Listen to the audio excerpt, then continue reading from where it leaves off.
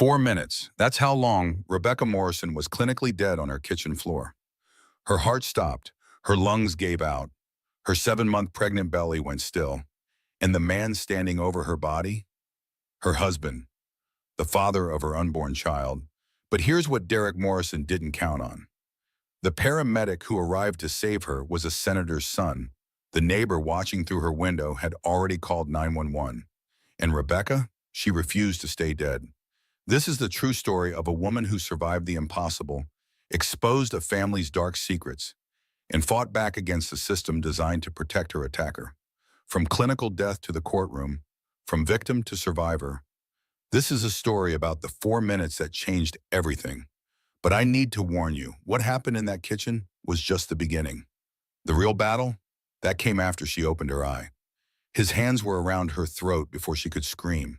Rebecca Morrison had been reaching for the coffee pot when Derek grabbed her from behind. The kitchen clock showed 9:47 in the evening. She knew the exact time because she would remember it for the rest of her life. Those glowing green numbers. 9, 4, 7. The coffee pot was still warm in her hand. She had made it exactly how he liked it. 2 sugars, stirred 20 times clockwise. The perfect temperature. She always made it perfect. But Derek's hands were squeezing her throat and nothing was perfect anymore. Becca dropped the coffee pot. It shattered on the linoleum floor.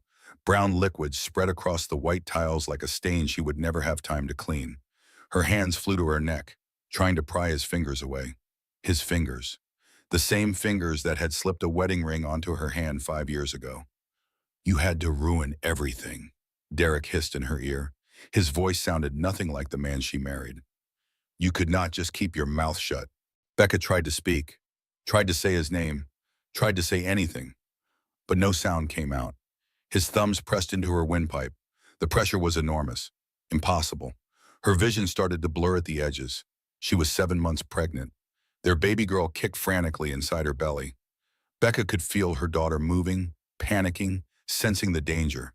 "Please," she thought, "please not the baby. You can kill me, but please not the baby." Derek dragged her backward. Her maternity dress caught on the kitchen chair and tore. The sound of fabric ripping seemed impossibly loud. Becca's bare feet slipped in the spilled coffee.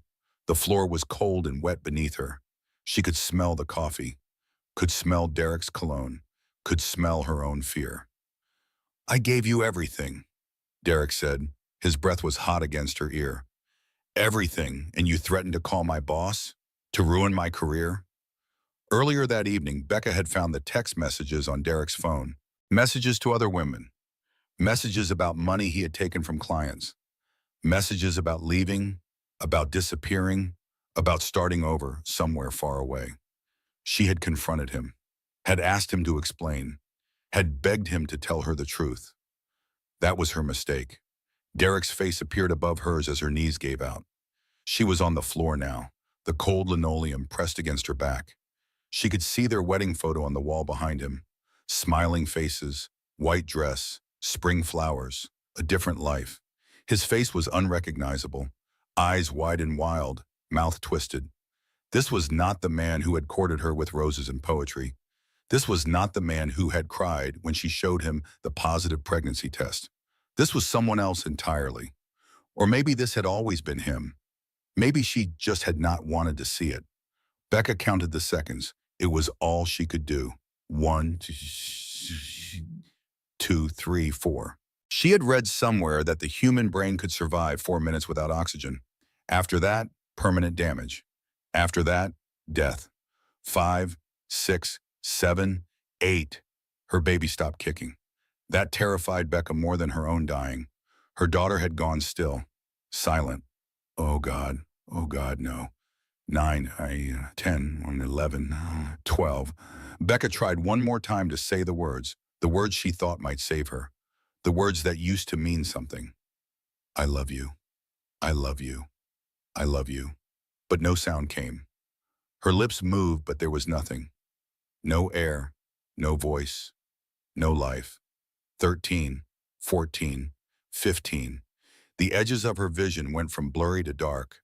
The kitchen ceiling disappeared. The overhead light faded. Derek's face became a shadow. Then nothing. Becca Morrison died on her kitchen floor at 9:48 in the evening. But dying was not the worst part. The worst part was what came before. The worst part was the moment she understood that the man she loved was going to kill her. The worst part was knowing that all the small cruelties, all the moments she had explained away, had been leading to this. In the darkness, Becca did not see a white light. She did not see angels or hear heavenly music. Instead, she saw ordinary moments. Their first kiss outside the movie theater. The positive pregnancy test with its two pink lines. Derek painting the nursery walls a soft yellow. Simple things, small things, things that had felt like love. But underneath those memories, another truth whispered. The first time he raised his voice. The first time he grabbed her arm too hard. The first time he told her she was too sensitive, too emotional, too much. The isolation that happened so gradually she barely noticed. Friends who stopped calling because Derek always had a reason they should not visit. Family gatherings he always found a way to miss. 5 years of slowly disappearing. In the darkness, Becca heard a sound, not from the outside world, from somewhere deeper, where her baby's heartbeat, faint, growing fainter, a drum slowing down, a clock winding down, a life slipping away. "Come back," a voice said. Not her voice, not Derek's, something else, something primal. "Come back, she needs you." Then Derek's voice broke through, panicked, shaking. "Wake up, Becca, wake up! Oh God, what did I do?" His hands left her throat, the pressure released, but Becca's body did not respond. She was somewhere else now, somewhere between alive and dead, somewhere dark and cold and quiet. Derek was saying her name, over and over. "Becca, Becca, baby, please, wake up, please." Through the darkness, Becca heard him dial 911, heard him speak in that smooth voice he used at work, the voice that convinced clients to trust him with their money, the voice that had convinced her to trust him with her life. "My wife fell down the stairs," Derek said into the phone. His voice broke perfectly. The right amount of panic, the right amount of fear. "She's pregnant. She's not breathing. Please hurry." He was good. Even now, even after trying to kill her, he was performing, selling the story, creating the narrative. Becca wanted to scream that he was lying, wanted to tell the dispatcher the truth, but she was dead. Dead women cannot speak. Dead women cannot tell their stories. Except Becca was not quite dead yet. Outside, Mrs. Chen from next door stood at her kitchen window. She had been washing dishes when she heard the coffee pot shatter, had looked out her window that faced the Morrison kitchen, had seen everything. Now Mrs. Chen stood frozen with her phone in her hand. She had watched Derek strangle his pregnant wife, had watched Becca collapse, had watched Derek step back and stare at what he had done, and now she listened to him lie to the emergency dispatcher. Mrs. Chen dialed 911 on her own phone. Her hands shook as she spoke. "I need to report an assault. My neighbor, he strangled his wife. She's pregnant. I saw everything." The first sirens wailed in the distance, getting closer, coming for Becca, coming too late. Derek crouched beside Becca's body on the kitchen floor. He had arranged her carefully, positioned her at the bottom of the stairs that led to the second floor, creating the scene, making it look right. "I'm so sorry," he whispered. But Becca did not know if he meant sorry for killing her or sorry for getting caught. "You should have just kept quiet. Why couldn't you just keep quiet?" Even now, it was her fault. Even as she lay dying on the floor, he was blaming her. The sirens grew louder. Lights flashed through the kitchen window, red and blue and white. Emergency colors, crisis colors, death colors. Heavy footsteps pounded up the front walkway. Fists hammered on the door. "Ambulance, open up!" Derek stood, smoothed his shirt, ran his fingers through his hair. The mask slid back into place. He opened the door. 2 paramedics rushed inside. A young woman with her hair in a tight bun. A young man with kind eyes and quick hands. The young man's name was Ethan Caldwell. He would change everything. "What happened?" Ethan asked as he dropped to his knees beside Becca. "She fell," Derek said. His voice shook. "Perfect. Down the stairs. I heard a crash. I found her like this." Ethan's hands moved over Becca's body, checking for a pulse, checking for breathing. His fingers touched her throat and stopped. He looked closer. Even in the dim light, he could see the marks. The bruising pattern, the unmistakable outline of fingers. Stairs, Ethan repeated. His eyes met Derek's. Something passed between them. Understanding. Suspicion. Yes, Derek said. The stairs. Ethan's partner, a woman named Rachel, was already setting up equipment. No pulse, she said. Her voice was calm but urgent. Starting compressions. Rachel's hands pressed down on Becca's chest, hard, rhythmic, trying to force her heart to beat, trying to force her lungs to breathe. Ethan positioned the oxygen mask over Becca's face. His eyes never left Derek.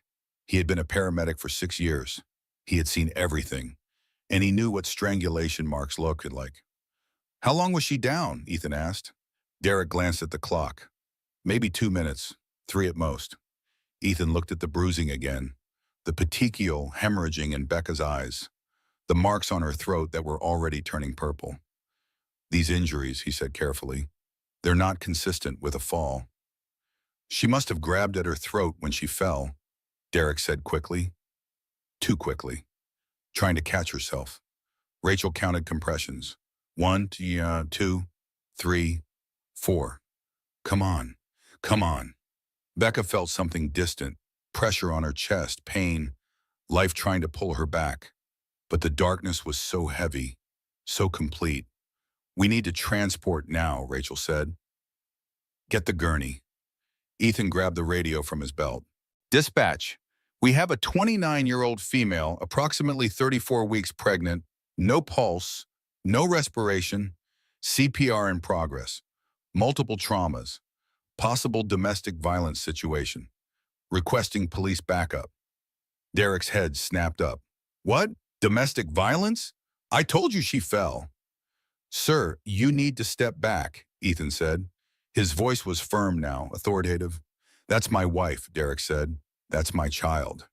And we're trying to save them both, Ethan replied. Step back. They lifted Becca onto the gurney. Rachel continued compressions as they moved. Ethan secured the oxygen. They wheeled her toward the ambulance. Derek followed close behind. Is she going to make it? Derek asked. He sounded worried. He sounded like a concerned husband. Will the baby be okay? Ethan did not answer. He was too busy watching Becca's face, too busy praying for a miracle. They loaded her into the ambulance. Derek tried to climb in after them. Family waits for transport, Ethan said. He moved to block Derek's path. I'm her husband, Derek insisted, and I'm the paramedic responsible for her care, Ethan replied. You can meet us at the hospital. For just a moment, Derek's mask slipped. His eyes went cold, hard, the same eyes that had watched Becca die on the kitchen floor. Then the mask returned. Of course, he said. I'll follow right behind you. The ambulance doors closed. Rachel kept up compressions. Ethan monitored the oxygen. Come on, Rebecca, he whispered. Fight. Your baby needs you to fight. Rachel felt something change beneath her hands. Wait, I've got something. Faint pulse, very faint. Ethan checked the monitor. A weak, irregular heartbeat appeared on the screen. We've got a pulse. She's coming back. Becca's body convulsed. Her chest heaved. Her eyes opened. The first thing she saw was Ethan's face above her. The second thing she saw was Derek's face through the ambulance window. Watching, waiting, terror flooded through her. Her body went rigid. The monitor shrieked. Her heart rate spiked. The baby inside her thrashed. Easy, Ethan said gently. You're safe. I've got you. But Becca's eyes were locked on the window. On Derek. On the man who had killed her. Ethan followed her gaze. Saw Derek. Saw the fear in Becca's eyes. Understood. He moved between Becca and the window, blocking her view, blocking Derek's view of her. You're safe, he repeated. This time it sounded like a promise. I won't let anyone hurt you. The ambulance pulled away from the house, sirens wailing, lights flashing, racing toward the hospital, racing toward what came next. Inside the ambulance, Becca's consciousness flickered like a dying bulb. On, off, present, gone. Each breath scraped through her damaged throat like broken glass. She tried to speak, to tell Ethan what Derek had done. But when she opened her mouth, only a raw, gasping sound emerged. "Don't try to talk," Ethan said gently. He adjusted the oxygen mask over her face. "Your throat is severely injured. You need to rest." Rest. As if she could rest, knowing Derek was following behind them. As if she could close her eyes without seeing his hands around her throat, without counting those seconds. 1 through 15. 16 through death. Rachel monitored the baby's heartbeat through a fetal Doppler pressed against Becca's swollen belly. The sound filled the small space, rapid, irregular, distressed. "Baby's tachycardic," Rachel reported. "Heart rate 180. She's in distress." She. They kept saying she, Becca's daughter, her baby girl who was supposed to be born in 2 months, who was supposed to have a nursery with yellow walls and white furniture, who was supposed to have a father who loved her, but her father had tried to kill them both. The ambulance hit a pothole. Becca's body jolted on the gurney. Pain exploded through her throat, through her chest where Rachel had done compressions, through her heart. "Almost there," Ethan said. He had kind eyes. Becca focused on those eyes, not on Derek's face in her memory, not on the kitchen floor, not on the counting, just these kind eyes that promised safety. But she had believed Derek's promises once too. The ambulance pulled up to the emergency room entrance. The back doors flew open. Hospital staff in blue scrubs rushed out. Dr. Claire Patterson led the team. She was 48 years old with silver threaded through her dark hair and the no-nonsense demeanor of someone who had seen everything. "What do we have?" Dr. Patterson asked as they wheeled Becca inside. 29-year-old female, Ethan reported, 34 weeks pregnant, found unresponsive. No pulse. CPR performed for approximately 4 minutes before we got a heartbeat back. Significant throat trauma. Possible strangulation. Husband claims she fell downstairs. Dr. Patterson's eyes sharpened. "Claims?" "Injuries not consistent with a fall," Ethan said. And the patient became extremely agitated when she saw her husband through the ambulance window. They pushed through the automatic doors into the bright lights of the emergency department. Fluorescent, harsh, exposing. Becca squinted against the glare. "Trauma room 3, Dr. Patterson ordered. And get me an OB consult now. That baby's in trouble." They transferred Becca from the gurney to the hospital bed. Hands everywhere, cutting away her torn maternity dress, attaching monitors, starting IV lines. The sounds crashed over her, beeping machines, urgent voices, the squeak of wheels on linoleum.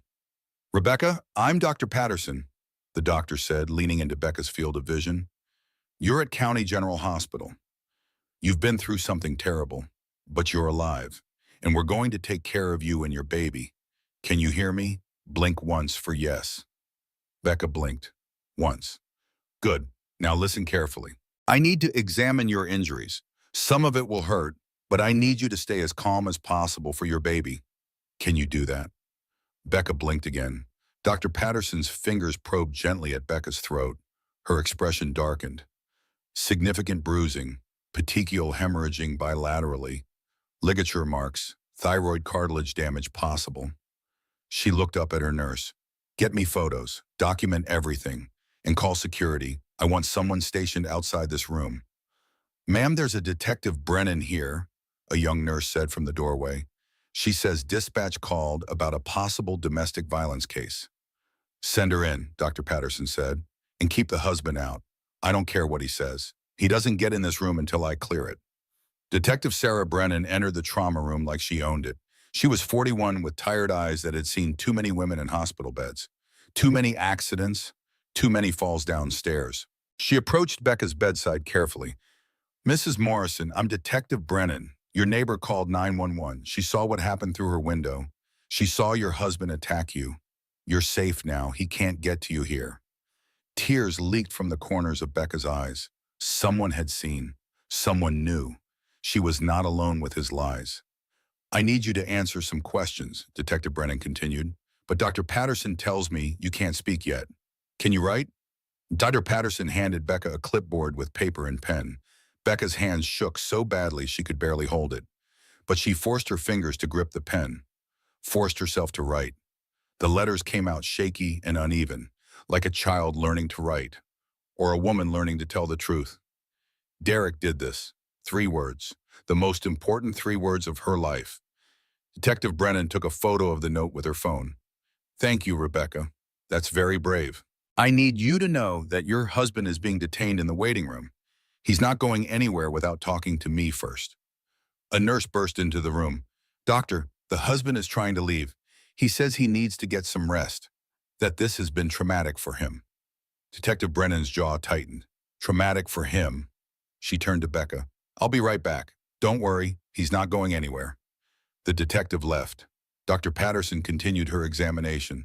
She pressed the stethoscope to Becca's belly, listened, frowned.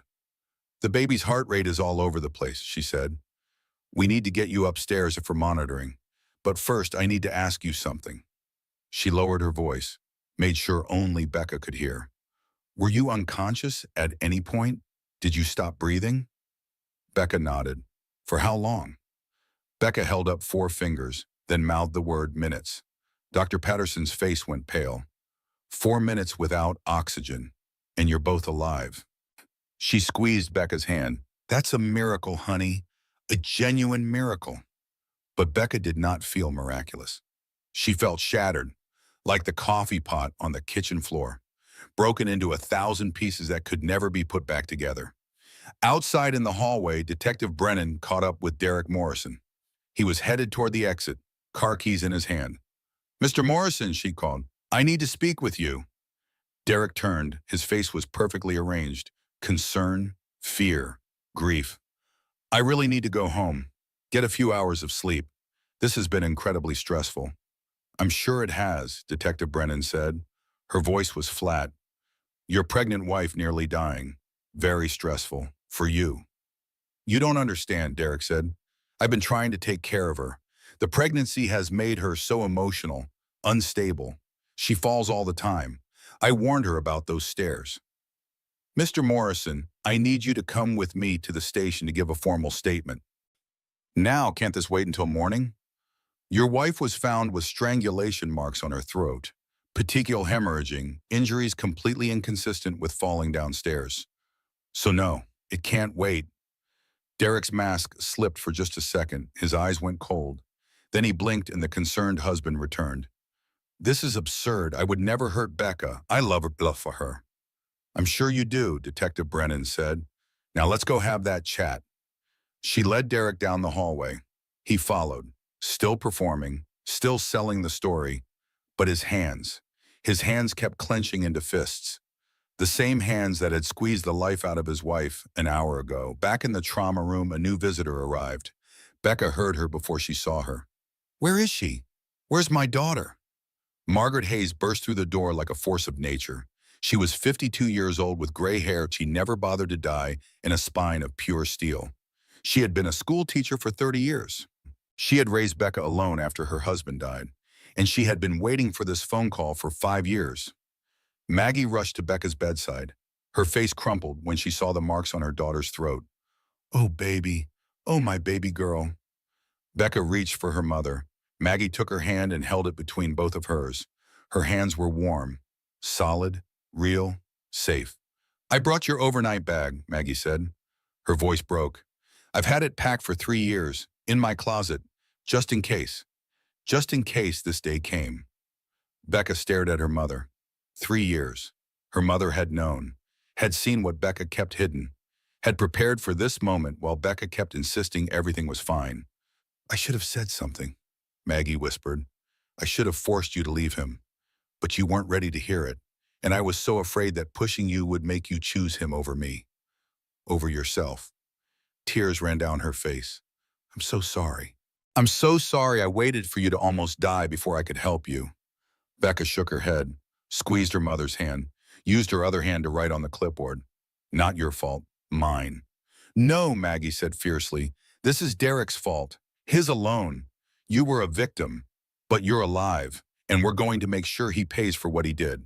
Dr. Patterson approached with a wheelchair. We need to get you upstairs, Rebecca. The OB team is waiting. Your mother can come with you. They transferred Becca to the wheelchair. Maggie pushed it herself, refused to let anyone else touch her daughter. As they moved through the hallways, Becca caught a glimpse through a window. The waiting room. Derek sitting with Detective Brennan. A lawyer had arrived.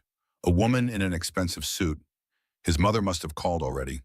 The Morrison family closing ranks. Derek looked up. For just a moment, his eyes met Becca's through the glass. She saw nothing there. No love, no remorse, no recognition of what he had done. Just calculation, planning, how to fix this, how to win. Becca looked away first. She had looked away from the truth for 5 years, but she would not look away anymore. They reached the maternity ward. A team of nurses took over. More monitors, more equipment. They attached belts around Becca's belly to track the baby's heartbeat and her contractions. "You're having contractions," one of the nurses said gently. "Not strong ones yet, but the trauma has put you into early labor. We're going to try to stop it. Buy your baby a few more weeks, but we need to be prepared for anything." Becca nodded. She understood. Her daughter might arrive tonight, 2 months early, tiny, vulnerable, because of what Derek had done. Patterson returned with a social worker, a woman with kind eyes and a soft voice. "Rebecca, I'm Linda Morrison, no relation to your husband," she added quickly. "I'm here to help you understand your options." She pulled up a chair beside the bed, spoke quietly, respectfully. "What happened to you tonight is attempted murder. Detective Brennan is building a case. Your neighbor witnessed the attack. The medical evidence is overwhelming, but you need to know what comes next." Linda explained the process. Police investigation, possible arrest, restraining order, the long journey through the legal system. "Your husband will likely be released on bail within 48 hours, Linda said. "We'll get you an emergency protective order, but you need somewhere safe to stay, somewhere he can't find you." "She's coming home with me," Maggie said firmly. "I have a security system. I have a shotgun. I have 30 years of rage ready to protect my daughter." Despite everything, Becca almost smiled. Her mother, small and fierce and absolutely terrifying when protecting her children. "There's something else," Linda said carefully. "Your husband's family. They have resources, money, connections. This won't be easy." "Nothing worth doing is easy," Maggie replied, "but we're not backing down." The nurse monitoring the baby's heartbeat frowned. "Doctor, the heart rate is dropping again. We're down to 90. Dr. Patterson moved quickly, adjusted monitors, checked readings. "Get me an ultrasound, now." A portable machine appeared. They squirted cold gel on Becca's belly. The ultrasound wand moved across her skin. On the screen, Becca saw her daughter, her tiny, perfect daughter, heart flickering, fighting to keep beating. "The cord," Dr. Patterson said. "It's compressed. The baby's not getting enough oxygen." Becca's own damaged throat started to close with panic. Her baby couldn't breathe. Just like she couldn't breathe when Derek's hand squeezed and squeezed and squeezed. "Rebecca, look at me," Dr. Patterson commanded. "Your baby is strong. She survived 4 minutes of you being dead. She's a fighter, just like her mother. But we need to keep you calm. Can you do that?" Becca forced herself to breathe slowly through the oxygen mask, forced herself to relax. For her daughter. Everything for her daughter. The baby's heart rate stabilized, came back up to 110, then 120. Still not perfect, but alive. "That's better," Dr. Patterson said. "We're going to monitor you both very closely tonight. At the first sign of serious distress, we'll do an emergency C-section. Your baby will be premature, but viable. We have an excellent NICU here." The hours crawled by. Maggie never left Becca's side, held her hand, stroked her hair, whispered strength into her daughter's ear. Outside, Ethan Caldwell finished his shift, but he could not stop thinking about Rebecca Morrison, about the terror in her eyes when she saw her husband, about the marks on her throat. He called his father. Senator James Caldwell answered on the second ring. "Ethan, it's 2 in the morning. "I know, Dad, I'm sorry, but I need to talk to you about something." Ethan explained what he had seen, the attempted murder, the woman he had brought back to life, the monster of a husband. "You did the right thing reporting it," Senator Caldwell said. "But son, you need to stay out of this now. It's not your case anymore." "I know," Ethan said. "But Dad, she looked at me like I was her only hope. And I just kept thinking about Mom. Silence on the other end of the line. Ethan's mother had been in an abusive marriage before she met Senator Caldwell. She had barely escaped with her life. That was 30 years ago. But some wounds never fully healed. "What do you need?" Senator Caldwell asked finally. "Just keep an eye on the case. Make sure it doesn't disappear. Make sure she gets justice." "I'll make some calls in the morning," his father promised. Ethan hung up, sat in his car in the hospital parking lot, and made a decision that would change everything. He was not walking away from this, from her. Some people were worth saving, worth fighting for. Rebecca Morrison was one of them. Detective Sarah Brennan had been a cop for 19 years. She had learned to read people the way other people read books. And Derek Morrison was a bestseller of bullshit. He sat across from her in the interrogation room at 3 in the morning. His expensive lawyer, Patricia Vance, sat beside him like a hawk protecting her prey. Derek's hands rested calmly on the table. No fidgeting, no nervous energy, just practiced composure. "Let's go over this one more time," Detective Brennan said. "You claim your wife fell down the stairs." "That's correct," Derek replied. His voice was steady, reasonable. "I was in the home office working on client portfolios. I heard a crash. I found Becca at the bottom of the stairs." "And the marks on her throat?" "She must have grabbed at herself when she fell. Panic. You know how people react in those situations." Detective Brennan laid a photo on the table. A close-up of Becca's throat, the finger-shaped bruises clear and distinct. These marks show 4 fingers on one side of her throat and a thumb on the other. Classic strangulation pattern. Derek barely glanced at the photo. "I don't know what to tell you. I found her like that." "Your neighbor saw you through the window. Saw you strangling your wife." Patricia Vance leaned forward. "My client won't be responding to hearsay. Mrs. Chen is 82 years old. Her eyesight is questionable at best." "She gave a very detailed statement," Detective Brennan said, "down to the color of the dress your client's wife was wearing.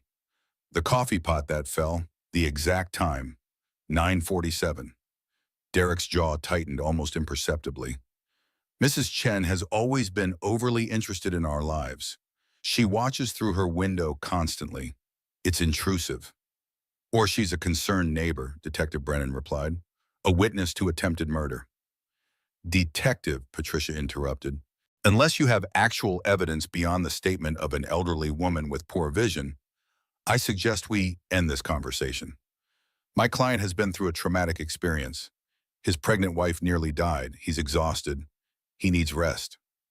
Detective Brennan wanted to reach across the table and shake them both. Derek was the one who needed rest? Not his wife who had been strangled to death and revived? Not the baby who was fighting for her life in the maternity ward? But she kept her voice level, professional. "Mr. Morrison, do you own a gun?" Derek blinked. The question caught him off guard. "Why is that relevant?" "Just answer the question." "No, I don't own a gun." "Do you have access to any weapons?" Patricia held up her hand. "My client is not answering that. This line of questioning is completely inappropriate." Detective Brennan tried another angle. "Mr. Morrison, how would you describe your marriage?" Derek's face softened. The performance began. "We were happy, very happy. Becca and I met 6 years ago at a charity event. It was love at first sight. We got married after a year. We were trying to start a family. When she got pregnant, I was over the moon. I've been so excited to be a father." "Has your wife ever accused you of abuse before?" "Never, because I've never laid a hand on her. I would never hurt Becca. I love her." Love. That word again. Derek kept saying it, but Detective Brennan had seen love. Real love. Love was her wife at home right now, worried about her safety. Love was respect and care and choosing the other person's well-being over your own convenience. This was not love. This was ownership. "What about the financial irregularities at your work?" Detective Brennan asked. "The money missing from client accounts?" Derek's composure cracked for just a second. Just long enough for Detective Brennan to see the truth underneath. "That's ridiculous," he said. "I'm a financial advisor with an impeccable record. I would never steal from clients. But your wife found evidence that you were. She confronted you tonight. That's why you tried to kill her." "This is completely inappropriate," Patricia said. She stood up. We're done here. Either charge my client or release him. Now. Detective Brennan wanted to charge him, wanted to lock him up and throw away the key. But she needed more time, needed the medical reports finalized, needed to interview Becca when she could speak, needed to build an airtight case. You're free to go, she said finally. For now, don't leave town. Don't go anywhere near your wife. I'll be in touch. Derek stood, straightened his shirt. I want to see Becca, to make sure she's okay. No, Detective Brennan said flatly. You're banned from the hospital. If you try to see her, you'll be arrested for violating the emergency protective order. Protective order? Warmbutter. Derek's mask slipped again. You can't do that. Already done. Judge signed it an hour ago. Patricia took Derek's arm, led him toward the door. Let's go. We'll fight this in court. They left. Detective Brennan sat alone in the interrogation room. She pulled out her phone, found the contact she needed, dialed. Brennan, a sleepy voice answered. It's 3 in the morning. I know, Rodriguez, but I need you on this case. Nina Rodriguez was the best prosecutor in the district attorney's office. She specialized in domestic violence cases. She had a personal stake. Her own sister had been killed by an abusive boyfriend 10 years ago. Tell me, Nina said. She was wide awake now. Detective Brennan explained everything. The strangulation, the 4 minutes without a pulse, the witness, the evidence. Jesus, Nina breathed. She's alive? After 4 minutes? She's alive. The baby's alive. It's a miracle. Miracles make for good headlines, Nina said. But we need more than miracles. We need an airtight case. What do we have? Witness testimony from the neighbor, medical evidence, photos of injuries, the victim's written statement identifying her husband as the attacker, his body language during interrogation. My gut. Your gut won't hold up in court, Nina replied, but everything else might. I'll file charges first thing Monday morning. Attempted murder, assault with intent to kill. Let's bury this guy. His family has money, Detective Brennan warned. Connections. They hired Patricia Vance. She doesn't come cheap. I don't care if they hired the ghost of Clarence Darrow, Nina said. No one strangles a pregnant woman and walks free. Not on my watch. They hung up. Detective Brennan allowed herself a small smile.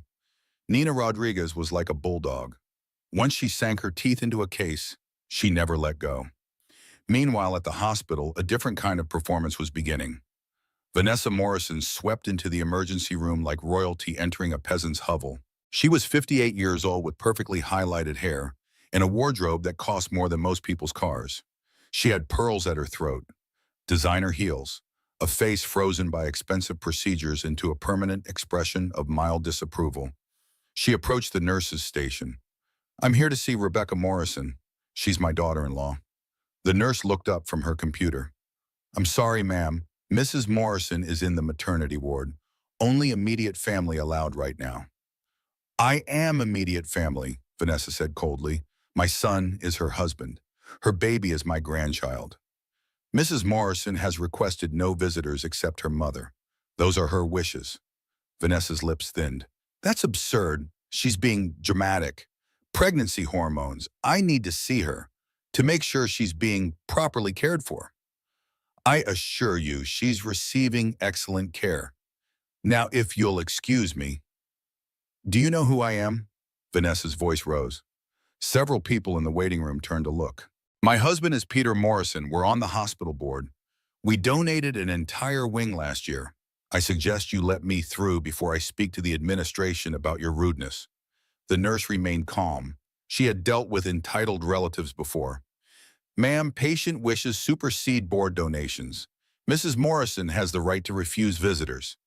If you'd like to leave a message, I can pass it along. Vanessa's face flushed, but she forced a smile, dabbed at her eyes with a tissue she pulled from her designer purse. The performance for the waiting room. Please just tell her I'm here. Tell her we're all so worried. Tell her Derek is beside himself with grief. Grief, as if his wife dying was something that happened to him. The nurse nodded. I'll let her know you stopped by. Vanessa left. But she did not go far. She found Margaret Hayes in the cafeteria. Maggie had gone down to grab coffee. Needed 5 minutes away from the monitors and beeping and her daughter's bruised throat. Margaret, Vanessa said. She made Maggie's name sound like an insult. We need to talk. Maggie turned, set down her coffee. Mrs. Morrison, I didn't expect to see you here. Of course I'm here. My son's wife nearly died. My grandchild is in danger. This is a family crisis. It's a crime, Maggie corrected. Your son tried to murder my daughter. They stood in the nearly empty cafeteria. Two mothers, one defending a monster, one defending a victim. Vanessa stepped closer, lowered her voice. Let's be honest with each other. Your daughter has always been unstable, emotional. She trapped my son with this pregnancy. He was going to break up with her. The baby was a desperate attempt to keep him.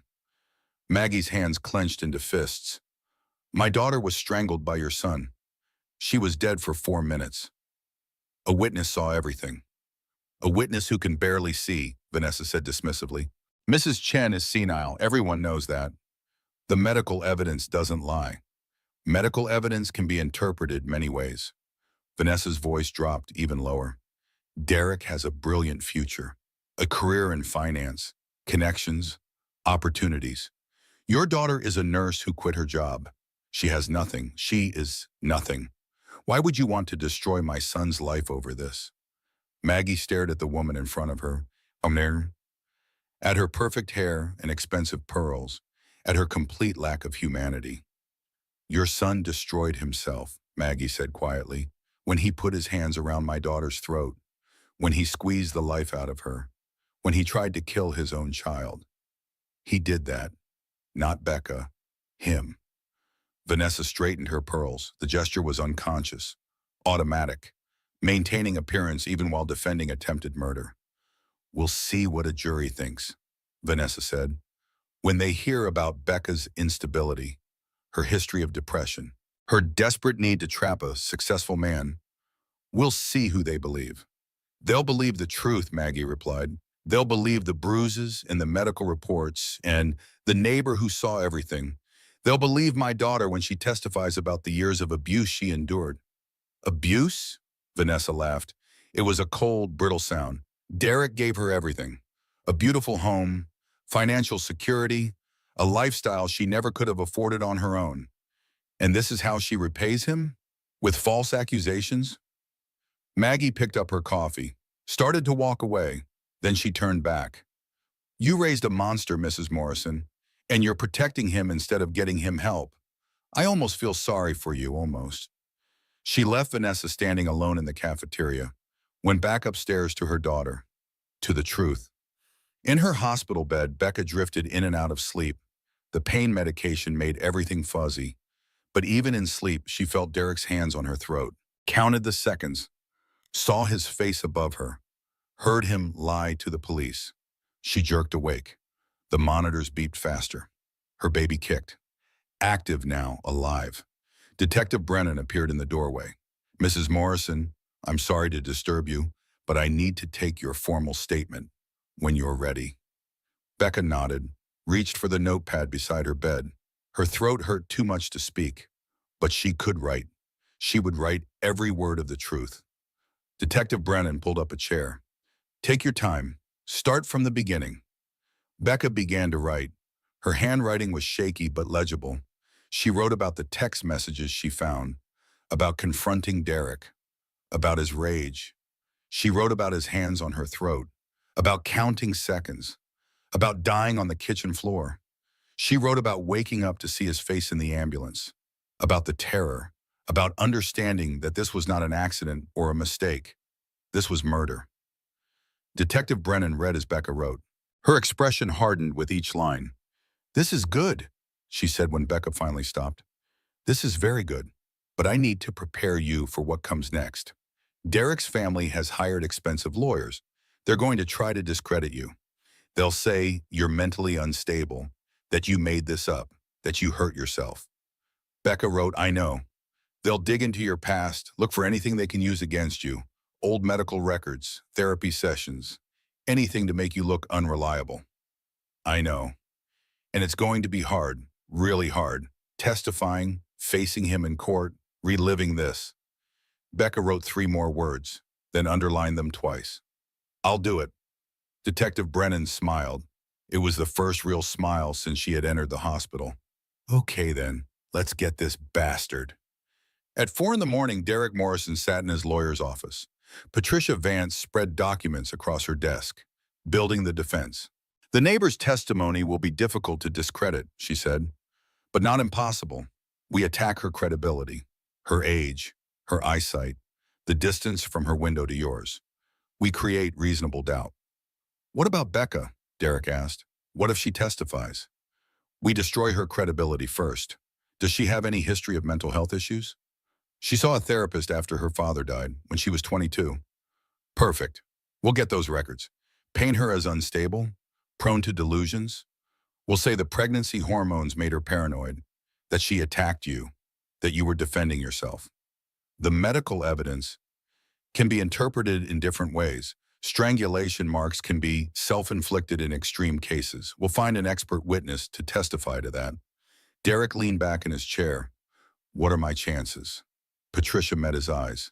With my help, 60-40 in your favor. But Derek, I need you to understand something. This only works if you stick to the story. No wavering, no admissions, no showing remorse. I'm not sorry, Derek said. Becca brought this on herself. If she had just kept quiet about the money, none of this would have happened. Patricia's expression did not change. She had defended monsters before. Remember that certainty, she said. You'll need it in court. Back at the hospital, dawn broke. Soft pink light filtered through the windows. Becca lay awake, watching her baby's heartbeat on the monitor. Strong now, steady. She had died last night. For 4 minutes, she was gone. But something had pulled her back. Some force stronger than Derek's hands, stronger than his rage. Her daughter. Her daughter had kept her heart beating, had refused to let go. Becca put her hand on her belly, felt her baby move beneath her palm. We survived, she whispered. Her voice was raw, broken, but there. We're going to keep surviving, I promise you. I promise. Outside her room, Ethan Caldwell had returned. He was not officially on shift, but he could not stay away. He leaned against the wall, kept watch, made sure Derek Morrison did not come anywhere near this floor. Some promises were worth keeping. Some people were worth protecting. And Rebecca Morrison had just become his cause. 3 days after the attack, Becca was released from the hospital. Her throat was still damaged, her voice barely a whisper. But the baby was stable. No signs of immediate distress. No need for emergency delivery. Not yet. Maggie drove her daughter to her house across town, away from the suburban neighborhood where Derek still lived, away from the kitchen where Becca had died, away from everything that used to be normal. The house was a small ranch style with a fenced yard and roses growing along the front walk. Maggie had lived here for 25 years, had raised Becca here after her husband died, had kept one bedroom untouched, waiting for the day her daughter might need to come home. That day was today. They pulled into the driveway. Grace Bennett was already there, waiting on the front porch. She had been Becca's best friend since their freshman year of college. They had been roommates, sorority sisters, bridesmaids at each other's weddings. Well, Becca had been Grace's bridesmaid. Grace had not been invited to Becca's wedding. Derek had insisted on a small ceremony, family only, no unnecessary people. That should have been the first warning sign. Grace rushed down the steps as soon as the car stopped, pulled open the passenger door, and burst into tears when she saw Becca's face. Oh my God, Grace sobbed. Oh, Becca. Oh, honey. Becca tried to smile, but her face hurt. Everything hurt. She let Grace help her out of the car, let her friend wrap her in a careful hug that avoided touching her throat. I'm here, Grace whispered. Whatever you need, I'm not leaving. They went inside. The house smelled like Maggie's cooking. Chicken soup simmering on the stove, fresh bread on the counter, comfort food, healing food. But Becca could not eat yet. Her throat was too damaged. Everything had to be soft. Liquid, small bites that hurt to swallow. Maggie had transformed her old bedroom back into a sanctuary. Fresh sheets on the bed, soft pillows, curtains drawn against the afternoon sun. A baby monitor on the nightstand, ready for when Amelia arrived. Amelia. They had chosen the name together, Becca and Derek, back when she thought they were building a family. Now the name felt tainted, claimed by a man who had tried to kill them both. But no, Becca refused to let him take this too. Amelia Grace Morrison. Her daughter would have her grandmother's name as a middle name. Grace for the friend who never abandoned her. Grace for the second chance she had been given. "I brought your laptop," Grace said. She set it on the dresser. "I thought you might want it, to work on grad school applications or whatever." Grad school? Becca had been planning to go back for her master's degree after the baby was born. Derek had discouraged it, said she should focus on being a mother, that a master's degree was unnecessary, that he made enough money for both of them. Another red flag she had ignored. Also, Grace continued, she lowered her voice, glanced at the door to make sure Maggie was not listening. "I need to show you something.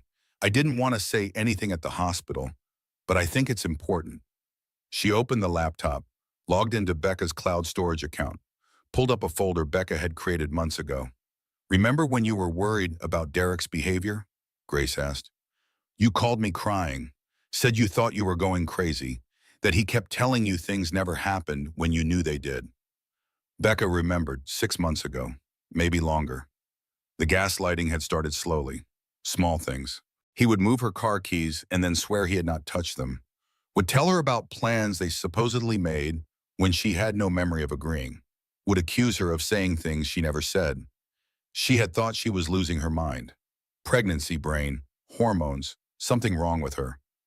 But one night after Derek had denied a particularly cruel comment he made about her weight, Becca had started documenting, writing down conversations, dates, times, what he said, what he did, creating a record she could refer to when he tried to rewrite history. The journal had grown. 2 years of entries, small cruelties that added up to something monstrous. "I found it yesterday," Grace said. "While I was at your house packing your clothes. Your laptop was in the bedroom." Derek didn't think to look at it. He was too busy covering his tracks downstairs. She opened the document, scrolled through entries, hundreds of them. March 15th. Derek told me I looked fat in my dress. When I got upset, he said I was being too sensitive, that he was just trying to help me stay attractive for him. April 2nd. Derek went through my phone, deleted Grace's number, said she was a bad influence, that she was trying to break us up. May 19th. Derek grabbed my arm during an argument, left bruises. When I pointed them out the next day, he said I must have bumped into something, that I was being dramatic. On and on, entry after entry, a catalog of abuse, a timeline of escalation. "The last entry," Grace said softly. She scrolled to the bottom. "Look at the last entry." It was dated the morning of the attack, the day Becca almost died. "If something happens to me, Derek did it. I'm not crazy. I'm not making this up. He's been stealing money from his clients. I found the evidence. He knows I found it. I'm afraid of what he'll do. If you're reading this and I'm dead, please make sure he doesn't get away with it." Becca stared at her own words, written just hours before Derek's hands closed around her throat. She had known. Some part of her had understood the danger she was in. "This is evidence," Grace said, "documented abuse going back 2 years. Your own words, your own testimony. Detective Brennan needs to see this." Becca nodded, reached for the laptop, started scrolling through the entries, reading her own pain, recognizing the pattern she had tried so hard to explain away. Each entry was a moment she had chosen to stay, chosen to believe his apologies, chosen to think next time would be different, chosen love over safety. Except it was not love. Love did not leave bruises. Love did not isolate. Love did not lie. "I'll call Detective Brennan," Maggie said from the doorway. She had been listening. "This changes everything." An hour later, Detective Brennan arrived with Nina Rodriguez, the prosecutor. They sat around Maggie's kitchen table. Becca's laptop open between them. "This is gold," Nina said as she read through the entries. "Documented contemporary evidence. Written at the time, not after the fact. It establishes a pattern of abuse, control, escalation. It supports your testimony completely." Derek's lawyers will say she wrote it after the attack, Detective Brennan warned, that she backdated the entries to support a false narrative. The metadata proves otherwise, Grace said. She pulled up the document properties. See? Created date.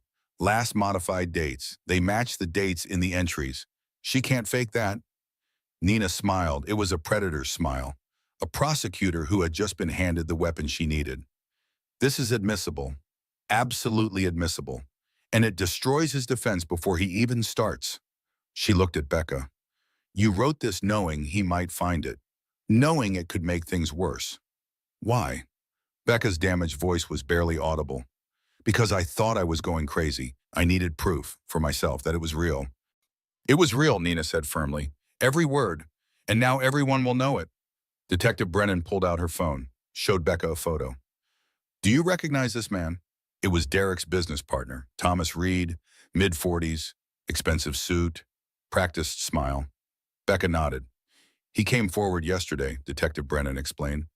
Said Derek had been embezzling from client accounts for the past 18 months. Small amounts at first, then larger. Thomas confronted him last week. Derek promised to put the money back, to fix it before anyone found out. But Becca found out, Nina continued, which meant the secret was no longer safe, which meant Derek had a motive to silence her permanently. He was planning to run, Becca whispered. I found the plane ticket, one way to the Cayman Islands, booked for next Wednesday. Detective Brennan and Nina exchanged glances. Next Wednesday, Detective Brennan repeated. 4 days from now. He was going to leave before the baby was born, Becca said. Before anyone discovered the missing money. Before I could stop him. I was not the problem to solve. I was loose ends to tie up. The realization settled over the room like frost. Derek had not attacked his wife in a moment of rage.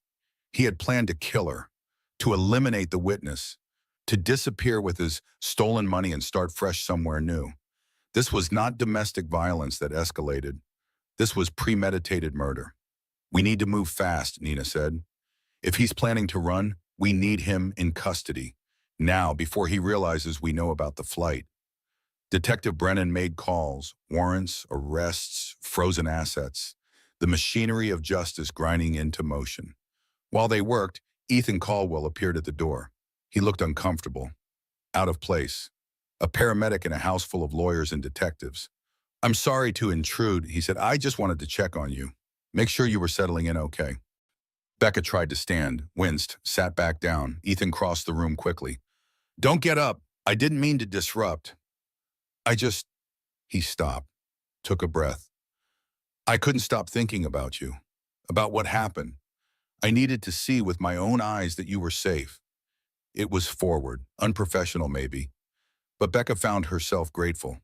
This man had brought her back to life, had stood between her and Derek in the ambulance, had made sure she was protected. Thank you, she whispered, for saving me. You saved yourself, Ethan replied. You came back. You fought. I just did my job.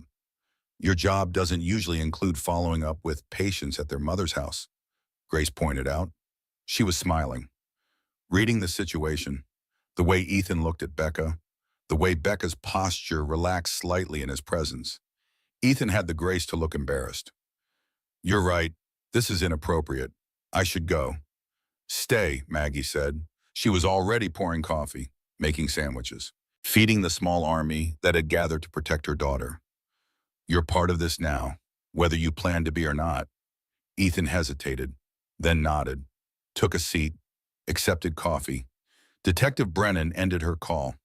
It's done. Arrest warrant issued for Derek Morrison. Charges of attempted murder, domestic violence, embezzlement, and flight risk. They're picking him up at his office in 20 minutes. What about his family? Maggie asked. His mother? We can't charge her with anything, but we're monitoring their accounts. If she tries to wire him money or help him flee, we'll know. Nina closed the laptop.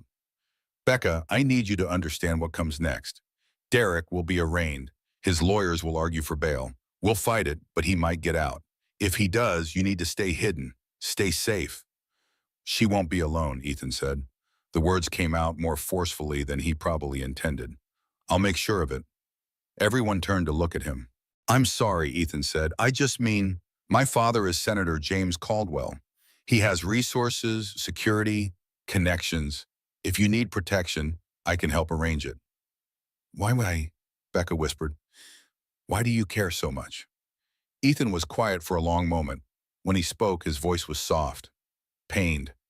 My mother was in an abusive relationship before she met my father. She barely got out alive. I grew up seeing the scars, the nightmares, the way certain sounds would make her flinch even 20 years later.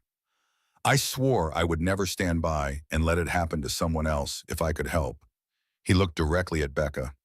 You're not just a patient to me. You're a survivor. And survivors deserve every resource we can give them. Becca felt tears prick her eyes. She had spent 5 years with a man who told her she was too sensitive, too emotional, too much. And here was a stranger willing to fight for her, to use his family's power to keep her safe. Thank you, she whispered. 20 minutes later, Derek Morrison was arrested in his office building. Security camera footage showed him trying to run when the police arrived, trying to escape out a side door, caught in the parking garage with a backpack full of cash and a fake passport.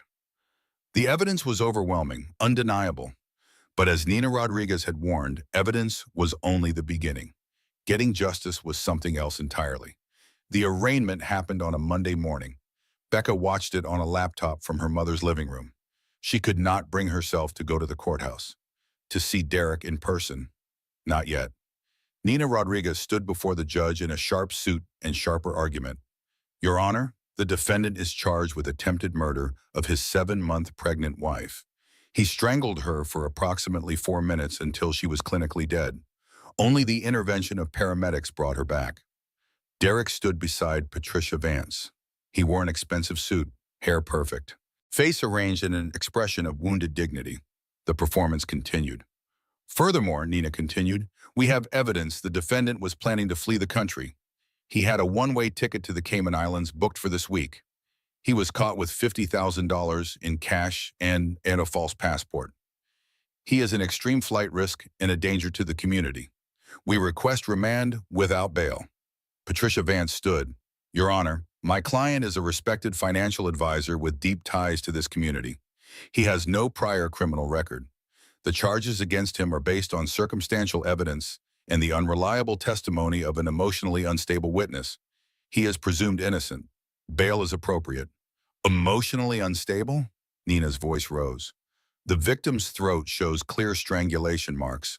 Multiple witnesses, including trained paramedics, documented her injuries. A neighbor watched the attack through her window. This is not unreliable testimony. This is documented attempted murder.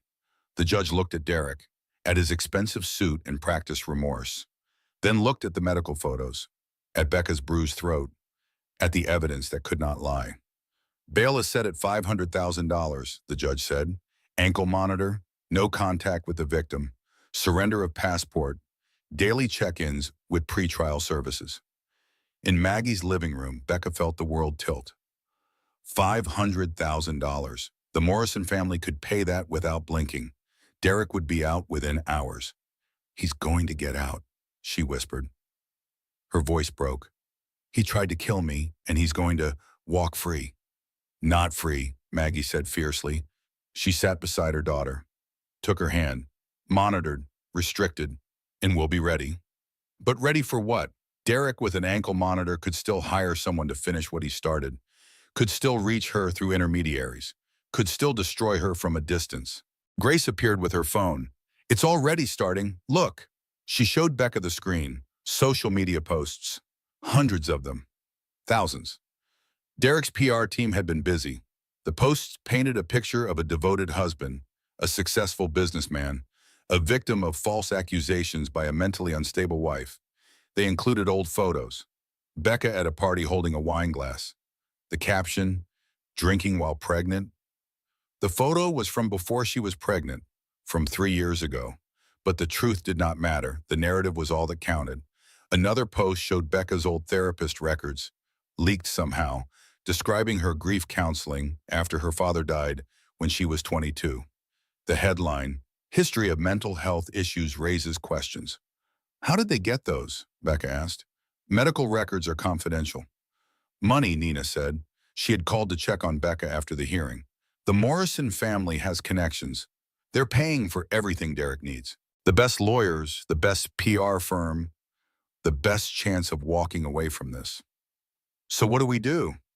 We build our case, we prepare for trial, and we don't let them control the narrative. But controlling the narrative was what the Morrisons did best. Within 24 hours, Derek was released on bail. The ankle monitor was attached, the restrictions were explained, and he returned to his parents' mansion to wait for trial. Vanessa Morrison held a press conference on the front lawn. She dabbed at her eyes with a tissue, spoke about her son's innocence, about the trauma of false accusations, about the damage being done to their family. "My son is a good man," she said to the cameras. "He loved his wife. He wanted nothing more than to be a father. And now he's being destroyed by lies. By a woman who wanted to trap him, who used a pregnancy to control him, who is now using false accusations to ruin his life." The reporters ate it up, asked softball questions, never challenged her version of events. Meanwhile, at Maggie's house, Becca sat in her old bedroom and watched her life become a media circus. Watched strangers debate whether she was telling the truth. Watched her pain become entertainment. Her phone buzzed constantly. Messages from people she barely knew. Some supportive, many cruel. "You lying bitch. You're going to destroy an innocent man. I hope your baby dies." That last one made her throw the phone across the room, made her curl up on the bed, made her wish she could disappear. Grace picked up the phone, blocked the number, then sat beside Becca and held her while she cried. "This is what they do," Grace said quietly. "They attack, they overwhelm, they make you want to give up. But you can't, because if you give up, they win, and Derek gets to hurt the next woman." "There might be others," Becca whispered. "The journal, my entries. I can't be the first one he hurt." "No," a new voice said from the doorway. "You're not." A woman stood there, mid-30s, professional clothes, nervous energy. Maggie was behind her, looking uncertain. "This is Jessica Morrison," Maggie said. "Derek's sister. She says she needs to talk to you." Becca sat up. Derek's sister. She had met Jessica maybe 3 times during her marriage. Derek kept his family separate, compartmentalized. Another control tactic she had not recognized until too late. Jessica stepped into the room, closed the door behind her. "I'm sorry to intrude, but I couldn't stay silent anymore. Not after what he did to you." She pulled a folder from her bag, set it on the bed. "My brother has done this before. In college. There was a girl, Emma Richardson. He dated her for 6 months. Then one night he attacked her, choked her. She filed charges." Becca opened the folder. Inside was a police report. Photos of a young woman with bruises around her throat that looked exactly like Becca's, and a non-disclosure agreement, signed by Emma Richardson in exchange for $200,000. "My parents paid her off," Jessica said. Her voice shook with anger. "Made the charges go away. Made her sign an NDA. Buried the whole thing. And I stayed quiet because I was scared. Because speaking up meant going against my family. But you survived. You're fighting back. And I can't let them do to you what they did to Emma." "Why are you helping me?" Becca asked. "Because I'm done protecting monsters," Jessica replied. "Derek is my brother. I love him. But he's sick and my parents enable him. They always have. Money fixes everything in their world. But money shouldn't fix attempted murder." She pulled out more documents. Emails between Vanessa and Peter Morrison discussing how to handle the Emma situation. Legal fees paid to make evidence disappear. Communication with the college administration to keep Derek from being expelled. "This is a pattern," Jessica said. "He escalates. My parents clean up with a mess. He does it again. You're not the first, but I hope you'll be the last." Becca looked at the evidence spread across her bed. Proof that Derek Morrison was a repeat offender, that his family had been covering up his violence for years. "Can I take this to the prosecutor?" Becca asked. "That's why I'm here," Jessica said. "I'll testify. I'll give them everything. I'm done being part of this family's lies." Nina Rodriguez nearly cried when she saw the evidence. "This changes everything. Pattern of behavior, prior acts, family cover-up. The jury will see exactly who Derek Morrison is." But Patricia Vance filed motions immediately, trying to suppress the evidence. arguing that the previous incident was irrelevant, that it was settled and sealed, that bringing it up would prejudice the jury. The legal battle became a war. Motions and counter-motions, hearings and arguments, weeks stretched into months. Becca's belly grew. Her due date approached. And Derek remained free, living in his parents' mansion, waiting for trial. The stress took its toll. Becca's blood pressure spiked. The baby showed signs of distress again. Paramedic Patterson ordered bed rest, monitoring, preparation for possible early delivery. You need to reduce stress, the doctor said, as if that were possible, as if she could simply choose not to be stressed, while her attempted murderer walked free. Ethan visited several times a week, always asking permission first, always respectful, but always there. He brought books, puzzles, distraction. He told stories about his work as a paramedic, about the people he had saved, the lives he had touched. "You're one of the success stories," he said one afternoon. They sat in Maggie's backyard, trees providing shade, late summer heat making everything slow and heavy. "Most people I save, I never see again. I always wonder if they're okay, if they're healing, but I get to see you heal, and it matters." "Why does it matter so much to you?" Becca asked. She had wondered this for weeks. Why a paramedic who barely knew her had become her protector. Ethan was quiet for a long time. "My mother died 2 years ago, cancer. Before she died, she told me she had one regret, that she didn't speak up sooner about her first marriage, about the abuse. She thought if she had been braver, she could have saved other women from the same man. She carried that guilt until the end." He looked at Becca. "I can't save my mother, but I can help you. And maybe that means her pain wasn't for nothing." Becca felt something crack open in her chest. Not love, not yet, but the beginning of trust. The recognition that some people were genuine, that not every man wanted to control or hurt her. "Thank you," she whispered, "for seeing me as a person, not a victim or a case or a problem to fix, just a person." "You're more than just a person," Ethan said softly. "You're incredibly strong. Stronger than you know." That night, Becca had her first full night of sleep in months. No nightmares of Derek's hands. No phantom counting of seconds. Just rest. But the peace was temporary.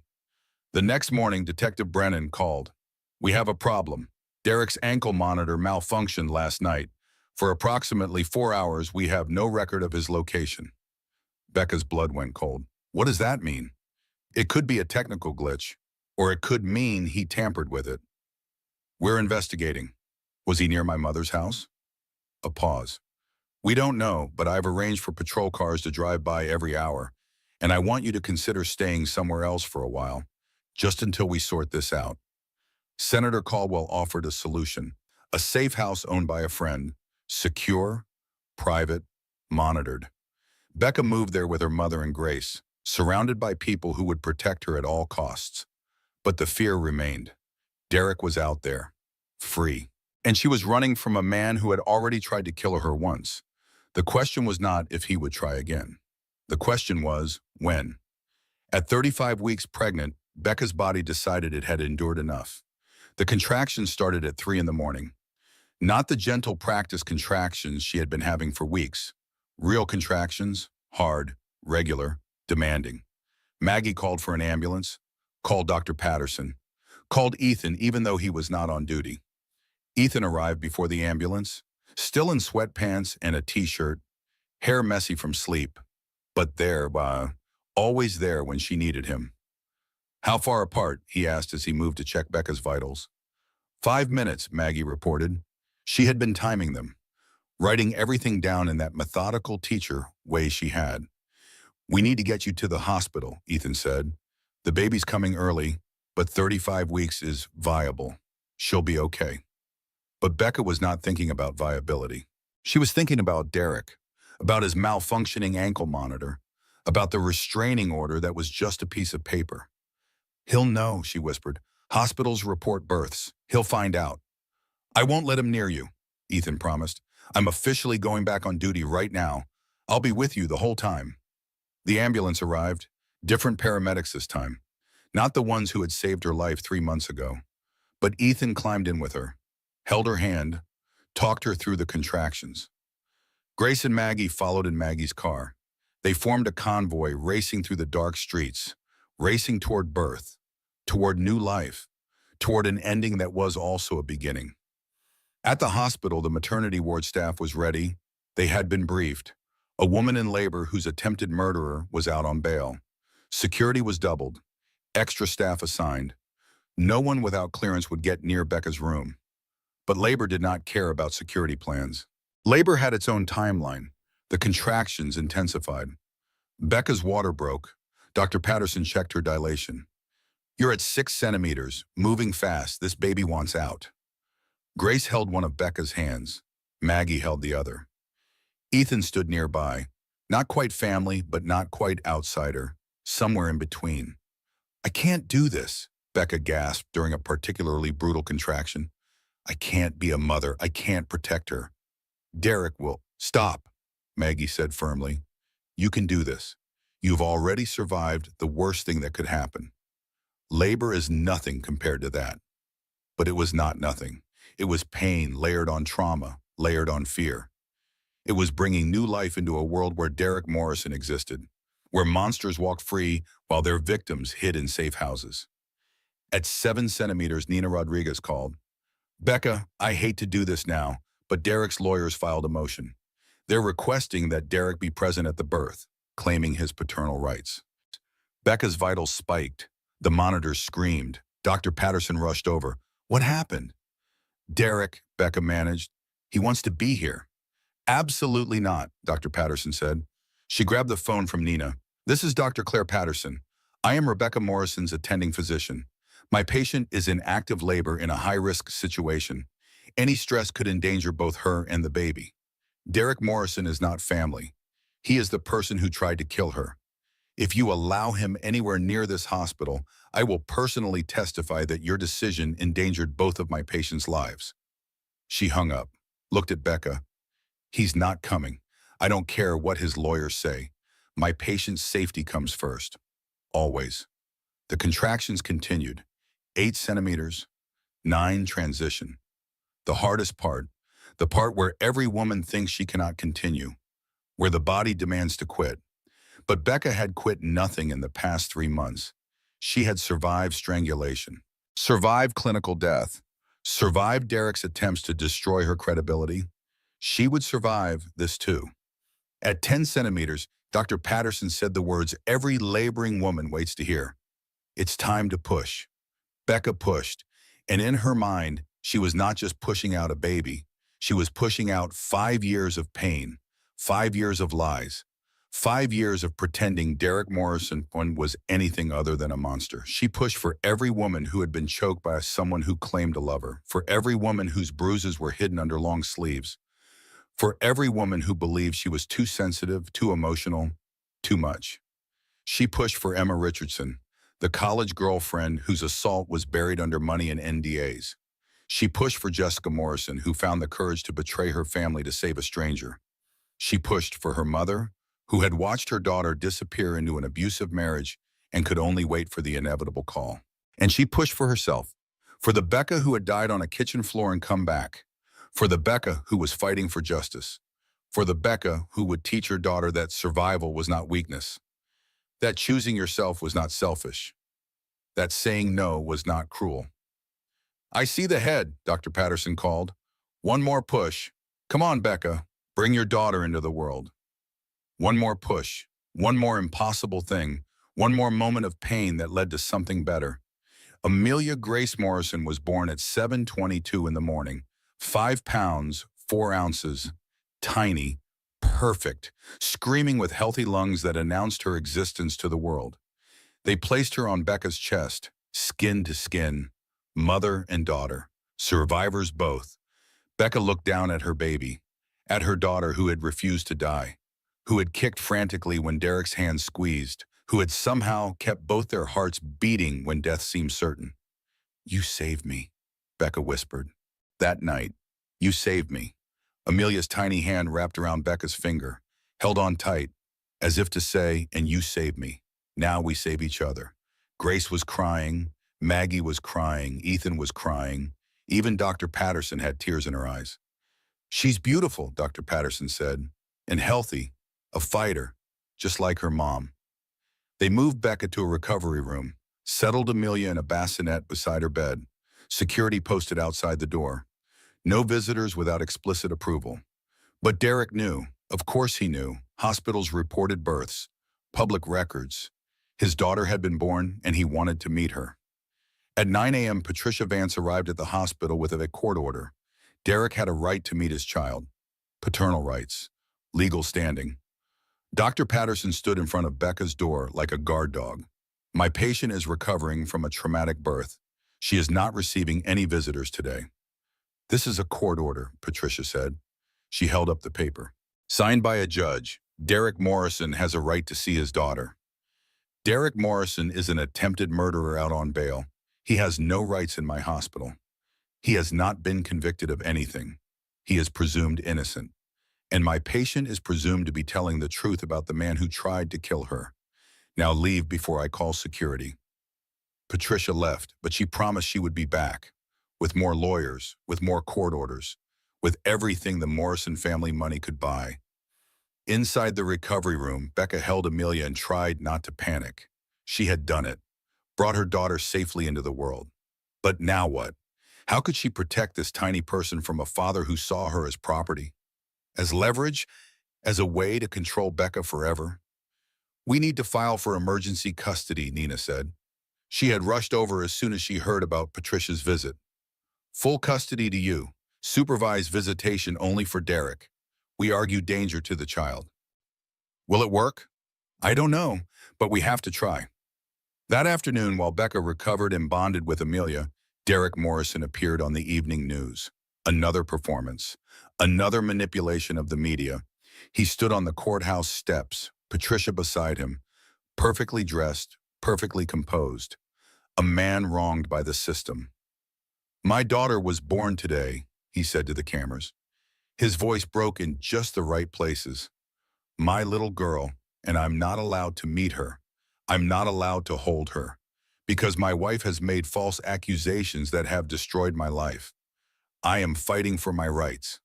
For my daughter's rights. To know her father. To have a complete family. The reporters ate it up. Asked if he planned to fight for custody.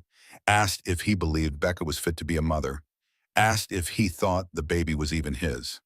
That last question Becca watched later on her phone. Watched Derek's face as he considered. As he calculated.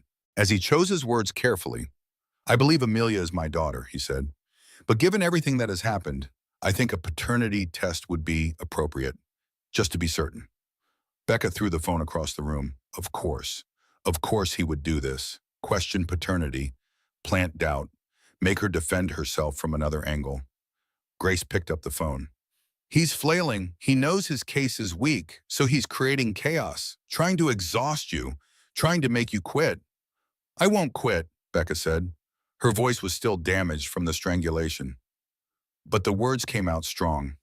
I'll do the paternity test. I'll fight for custody. I'll do whatever it takes, because Amelia deserves better than him. She deserves you, Ethan said from the doorway. He had a security system under his arm. Senator Caldwell sent this. For your mother's house. Cameras, alarms, motion sensors, the works. We're installing it today. Why is your father helping me? Becca asked. He doesn't even know me. Ethan set down the security system, approached the bed carefully, looked at Amelia sleeping in her mother's arms. My father knows Derek's father. They served together years ago. He knows what kind of man Peter Morrison is. What kind of family raises a son who strangles his pregnant wife? And he wants to make sure history doesn't repeat itself. What do you mean? Peter Morrison beat his first wife, before Vanessa. She left him and disappeared. Took a settlement and signed an NDA. He remarried Vanessa 6 months later. Started fresh. Built his empire. Raised his son to believe that money fixes everything. That women are disposable. That violence is just a problem that can be paid away. Becca looked down at Amelia, at her daughter who was half Derek, half monster. What if she grows up to be like him? She won't, Maggie said firmly, because she has you, because you're teaching her what real strength looks like, what real love looks like. She'll grow up. She'll grow up knowing that survival is something to be proud of. That night, Becca checked the locks on her hospital room doors 17 times, between feeding Amelia, between trying to sleep, between watching the security camera footage that showed the hallway outside her room. Empty hallway, safe hallway, but she could not stop checking, could not stop counting. 17 times, the same way she counted the seconds when Derek choked her, the same arithmetic of trauma. Later, when a nurse came to check on her, the nurse noticed. "Are you okay, honey? You seem anxious." "I'm fine," Becca lied, "just being careful." But she was not fine. She was trapped between the old life where Derek controlled everything and the new life where she was free, but constantly afraid. Between the woman who died on the kitchen floor and the woman who became a mother. Between victim and survivor. She did not know which one she was yet. Maybe both. Maybe neither. Maybe she was just a woman trying to keep her daughter safe in a world that protected men like Derek Morrison more than women like her. But she was trying. And for now, that had to be enough. Senator James Caldwell arrived at Maggie's house on a Tuesday afternoon. He drove himself, no staff or security detail, just a man in his 60s with silver hair and sharp eyes coming to offer help. Maggie met him at the door. She had dressed up slightly, nervous about a senator visiting her modest home. But Senator Caldwell smiled warmly and shook her hand like she was an old friend. "Thank you for seeing me, Mrs. Hayes. I know this is an intrusion." "Any father of Ethan's is welcome here," Maggie replied. "That boy saved my daughter's life." "He told me?" Senator Caldwell followed Maggie inside. "He also told me he can't stop thinking about your daughter's case, about making sure justice is served." They sat in the living room. Becca emerged from the bedroom where she had been feeding Amelia. The baby was 3 weeks old now. Still tiny, still perfect, still a reminder of everything at stake. "Senator Caldwell," Becca said. Her voice was stronger now, the damage from the strangulation healing slowly. "Your son has been very kind. More than kind. Call me James, please." He gestured for her to sit. "And Ethan is following his heart. He always has, sometimes to his detriment. But in this case, I think he's right to care." He pulled out a folder from his briefcase, set it on the coffee table. "I need to tell you something about Derek Morrison's family. Something that might help your case." Becca opened the folder. Inside were old newspaper clippings, articles from 30 years ago, a scandal involving Peter Morrison, Derek's father.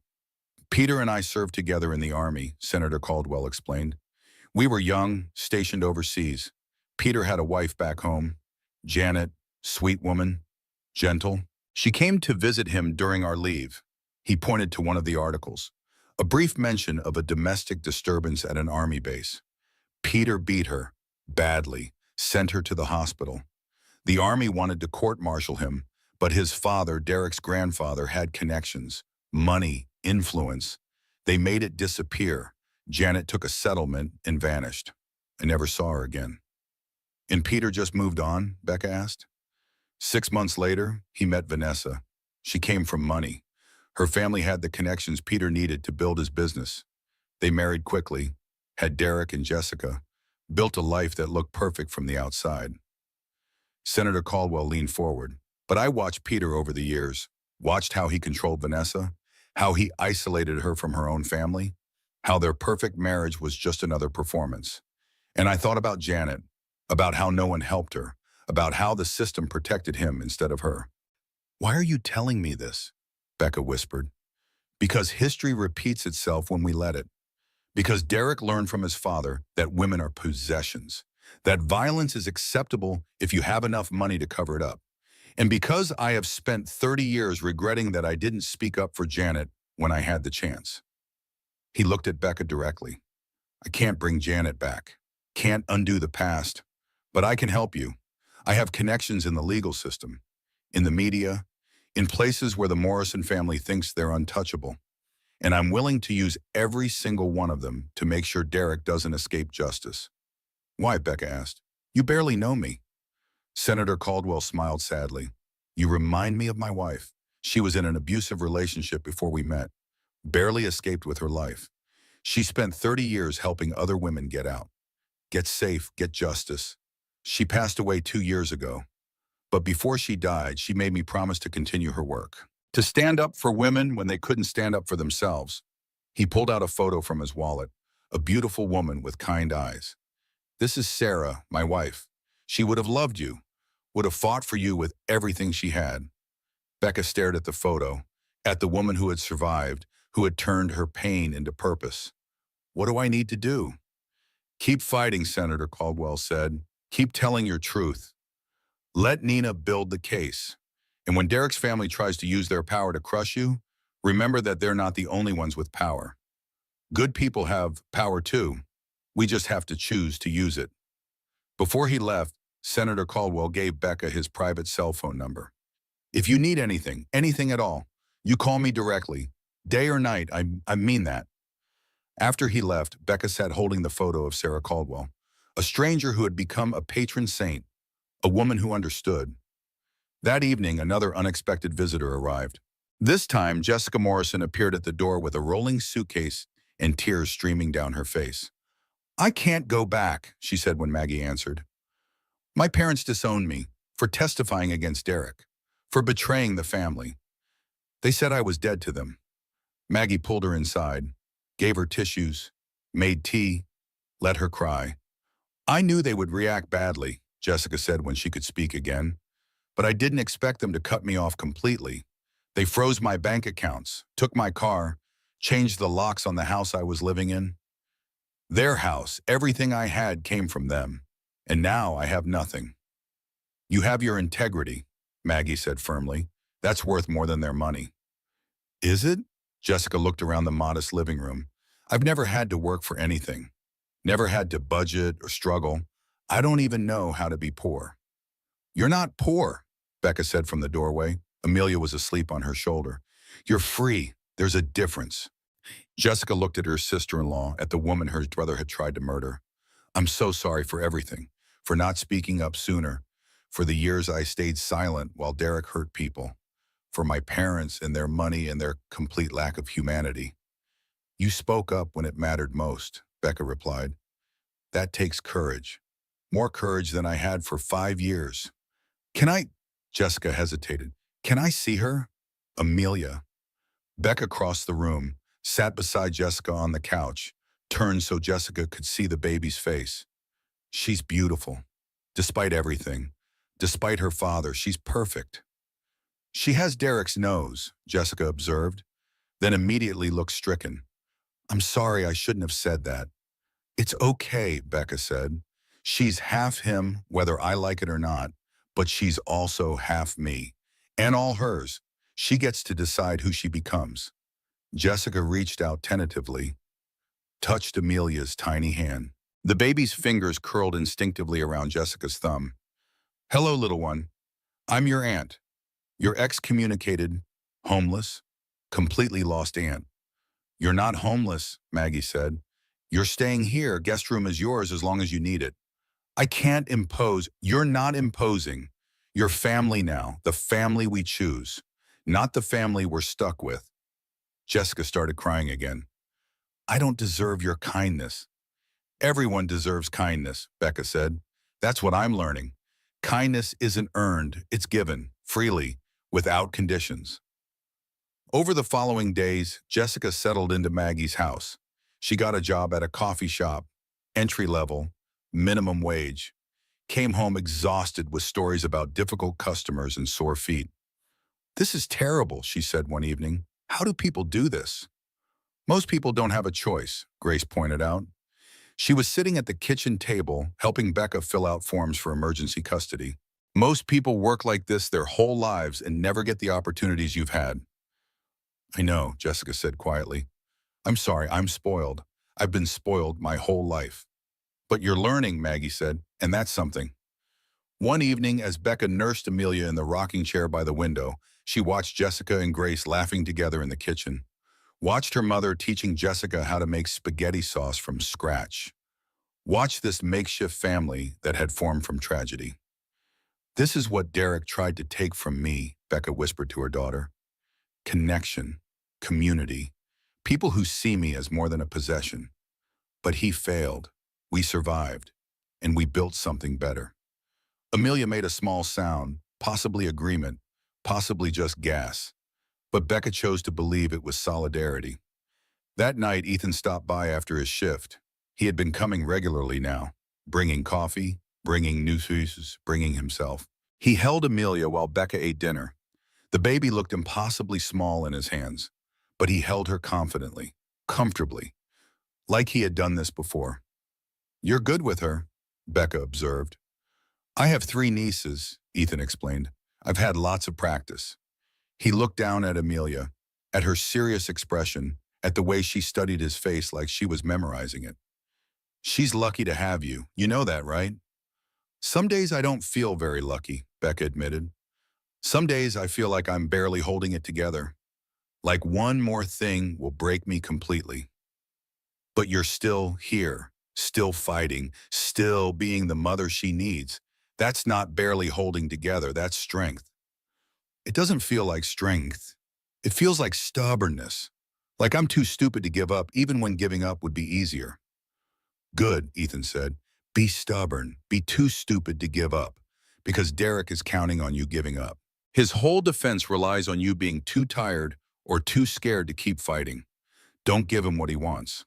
Becca looked at this man who had become so important in her life, this paramedic who saved her, this senator's son who used his privilege to protect instead of exploit, this person who saw her as a whole person instead of a collection of trauma.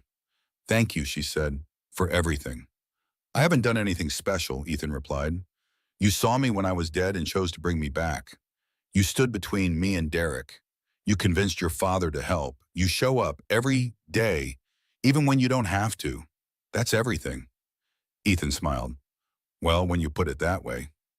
They sat together in comfortable silence. Amelia fell asleep in Ethan's arms. Outside, the sun set. The security system Ethan had installed blinked green lights. All clear, all safe for now. At 35 weeks postpartum, Becca's body started healing in visible ways. The bruises faded from her throat. Her voice grew stronger. She could swallow without pain. The physical evidence of Derek's violence was disappearing, but the psychological evidence remained. The panic attacks, the hypervigilance, the inability to sleep without checking locks, the way she flinched at unexpected sounds. Her therapist, Dr. Allison Bryant, called it post-traumatic stress disorder, gave it a clinical name, explained that her brain was still protecting her from a threat that had already passed. "The trauma lives in your body," Dr. Bryant explained during their sessions. "Your body remembers even when your mind tries to move forward. Healing isn't linear. Some days will be better than others." Today was not a better day.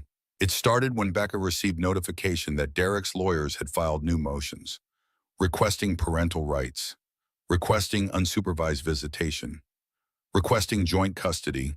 The audacity of it stole her breath. The man who tried to kill her wanted to take her daughter on weekends, wanted to be alone with the baby he had almost prevented from being born. "They're fishing," Nina explained during an emergency conference call.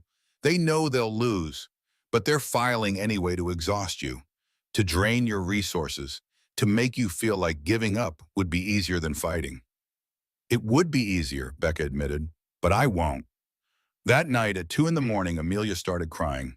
Becca got up to feed her, walked through the dark house to the kitchen, turned on the light, and saw a figure standing in the backyard.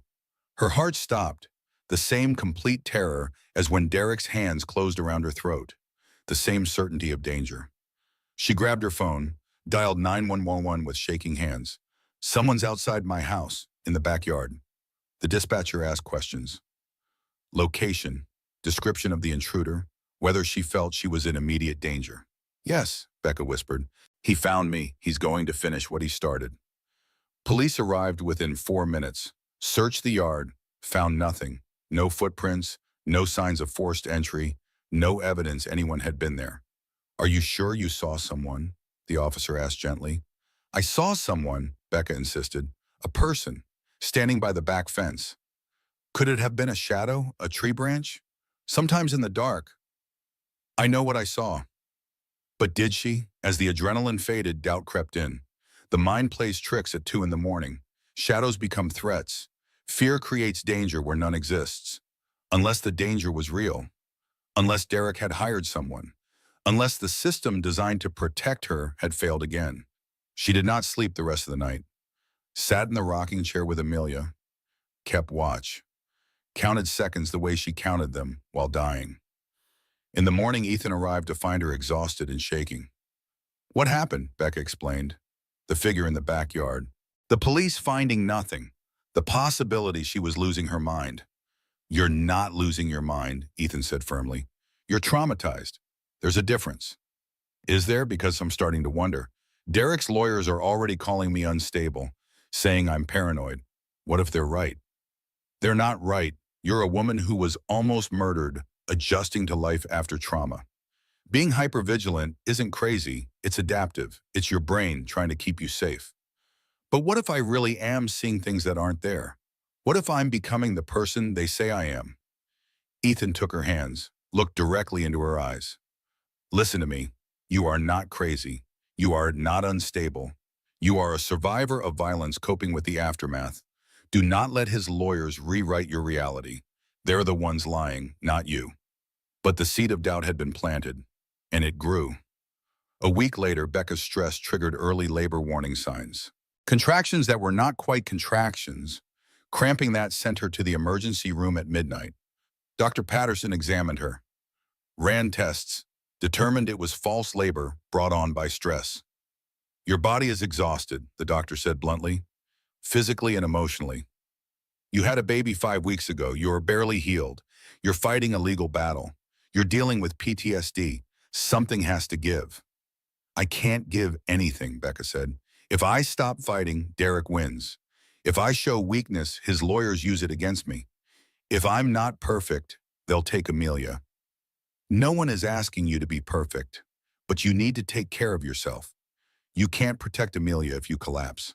But collapsing felt inevitable, like trying to hold back an avalanche with bare hands. The breaking point came on a Thursday afternoon.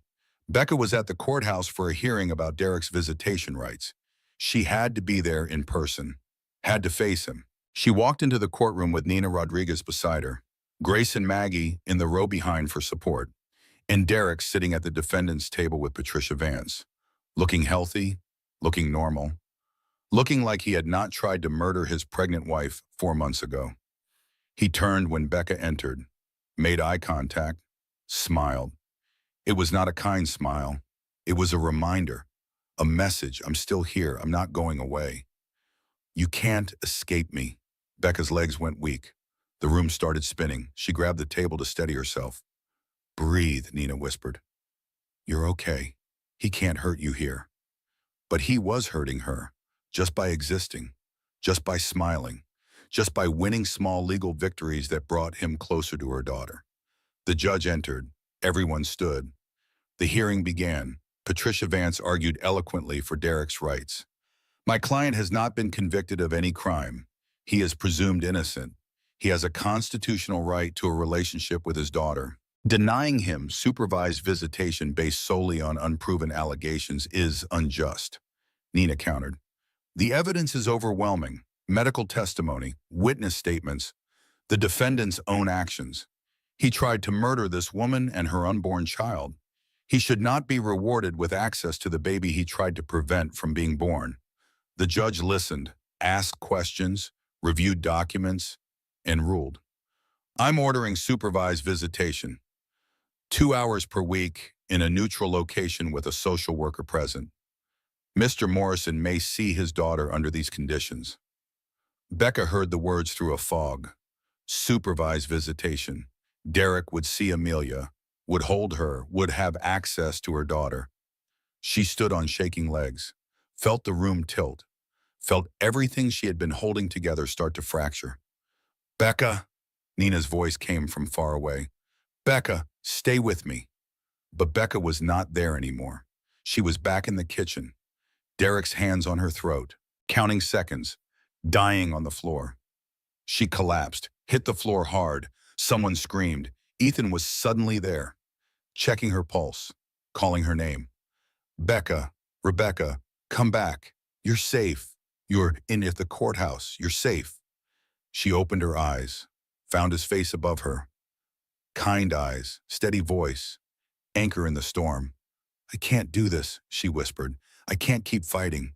I can't watch him win piece by piece. I can't hand my daughter over to supervise visits and pretend it's justice. You don't have to pretend, Ethan said softly. This isn't justice. This is the system failing you. Again, but you're not alone. And you don't have to be okay. You just have to keep breathing. They got her out of the courthouse, into Maggie's car, home to the house with the security system and the locks she checked 17 times a night. Dr. Bryant made an emergency house call, sat with Becca in her bedroom. Let her cry, let her rage, let her admit the truth she had been avoiding. I'm not okay, Becca said through tears. I'm really not okay, and I don't know if I'll ever be okay again. Okay is overrated, Dr. Bryant replied. What you're experiencing is normal. What happened to you was abnormal. Your reaction is proportional to the trauma. You're not broken, you're injured, and injuries take time to heal. But what if I don't heal before the trial? What if I fall apart on the stand? What if Derek's lawyers are right and I really am unstable? Stop, Dr. Bryant said firmly. You're not unstable. You're a woman processing attempted murder. The fact that you're still functioning at all is remarkable. Most people couldn't do what you're doing. Going to therapy, caring for a newborn, fighting in court. That's not instability. That's incredible strength. Becca wanted to believe her, but doubt was easier. Doubt felt true. That night, Ethan stayed late, helped with Amelia while Becca tried to rest. Grace made dinner. Jessica did laundry. Maggie coordinated everything like the general she was. This makeshift family, this chosen circle, this evidence that Derek had not taken everything. Around midnight, when everyone else was asleep, Becca found Ethan in the kitchen. He was researching something on his laptop. Legal precedents, domestic violence cases, looking for anything that might help. You don't have to do this, Becca said from the doorway. You've already done more than anyone could ask. Ethan looked up. I know I don't have to. I want to. Why? Really, why do you care so much? He closed the laptop, considered his answer. When I pulled up to your house that night, I thought you were already dead. The dispatcher said no pulse, no breathing. I've been a paramedic for 6 years. I've seen dead people, and I thought you were one more. He paused. But then I saw the marks on your throat, and I knew someone had done this to you. And if I could bring you back, if I could give you a chance to tell your story, maybe it would matter. Maybe one life saved would mean something. It means something to me, Becca whispered. You mean something to me. The words hung in the air between them, heavy with implication, with the beginning of something neither of them had planned. I can't, Becca started. I'm not ready for... I know, Ethan interrupted gently. You just escaped an abusive marriage. You're healing. You're fighting for your daughter. I'm not asking for anything. I'm just being here, however you need me to be. What if I need you to be more than here? The words came out before Becca could stop them. What if I need you to be someone who sees me as more than a victim? Someone who believes I'm worth fighting for. You are worth fighting for, Ethan said. That's why I'm still here. They stood in the kitchen in the middle of the night. Two people who had met in the worst possible moment. Who had chosen to keep meeting? Who were building something new from the ruins of something terrible? I'm broken, Becca said. You're healing, Ethan corrected. There's a difference. And for the first time in months, Becca believed him. The trial began on a cold morning in November, 6 months after Derek Morrison strangled his pregnant wife to death. 6 months after Becca Morrison came back to life. The courthouse was packed. Media trucks lined the street. Reporters shoved microphones at anyone entering the building. The case had become national news, a cautionary tale, a rallying cry, a referendum on how the justice system treats domestic violence. Becca sat in the witness room with Nina Rodriguez. Maggie held Amelia in the hallway. Grace and Jessica waited nearby. Ethan had taken time off work to be there. Even Senator Caldwell had come, sitting quietly in the gallery. Are you ready? Nina asked. Becca's throat was dry. Her hands shook, but she nodded. I'm ready. She had spent months preparing for this. Reviewing her testimony with Nina, working with Dr. Bryant to manage her anxiety, practicing how to stay calm when Derek's lawyers attacked her credibility. But nothing could truly prepare her for walking into that courtroom, for seeing Derek at the defense table, for sitting in the witness chair and swearing to tell the truth, as if the truth was simple, as if she could condense 5 years of abuse, 4 minutes of death, and 6 months of recovery into coherent testimony. Nina approached the witness stand. Please state your name for the record. Rebecca Ann Morrison. And how do you know the defendant? He's my husband, estranged husband. Can you describe your relationship with Derek Morrison? Becca took a breath, began the story she had told in therapy, in police statements, in her secret journal. But this time it was official, public, permanent. We met 6 years ago at a charity event. He was charming, successful. He pursued me. Within 3 months we were engaged, married a year later. And how was your marriage? At first it seemed perfect. Derek was attentive, generous, supportive. But gradually things changed. He started criticizing my appearance, my friends, my choices. He told me I was too sensitive, too emotional. He isolated me from my support system. Did his behavior ever become physical? Yes, it started small, grabbing my arm too hard during arguments, pushing me if I tried to walk away. It escalated over time. Did you ever report this to police? No, I was embarrassed. I thought it was my fault, that if I could just be better, he would stop. Nina walked Becca through the timeline, the escalating control, the financial manipulation, the gaslighting that made her question her own reality. Then you got pregnant. Yes, 7 months into the pregnancy, I found evidence that Derek was embezzling from his clients. I confronted him about it. And what happened next? This was it, the moment, the testimony that mattered most. He attacked me in our kitchen. He put his hands around my throat and squeezed. I couldn't breathe. I tried to fight him off, but he was too strong. I remember counting the seconds, knowing I was dying. Her voice remained steady, clinical, the way Nina had coached her. Facts without excessive emotion. Let the story speak for itself. How long did he strangle you? 4 minutes, according to the paramedics. I lost consciousness, stopped breathing. My heart stopped. I was clinically dead.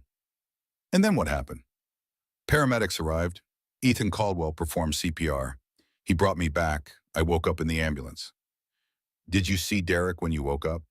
Yes, he was watching through the ambulance window. When I saw him, I panicked.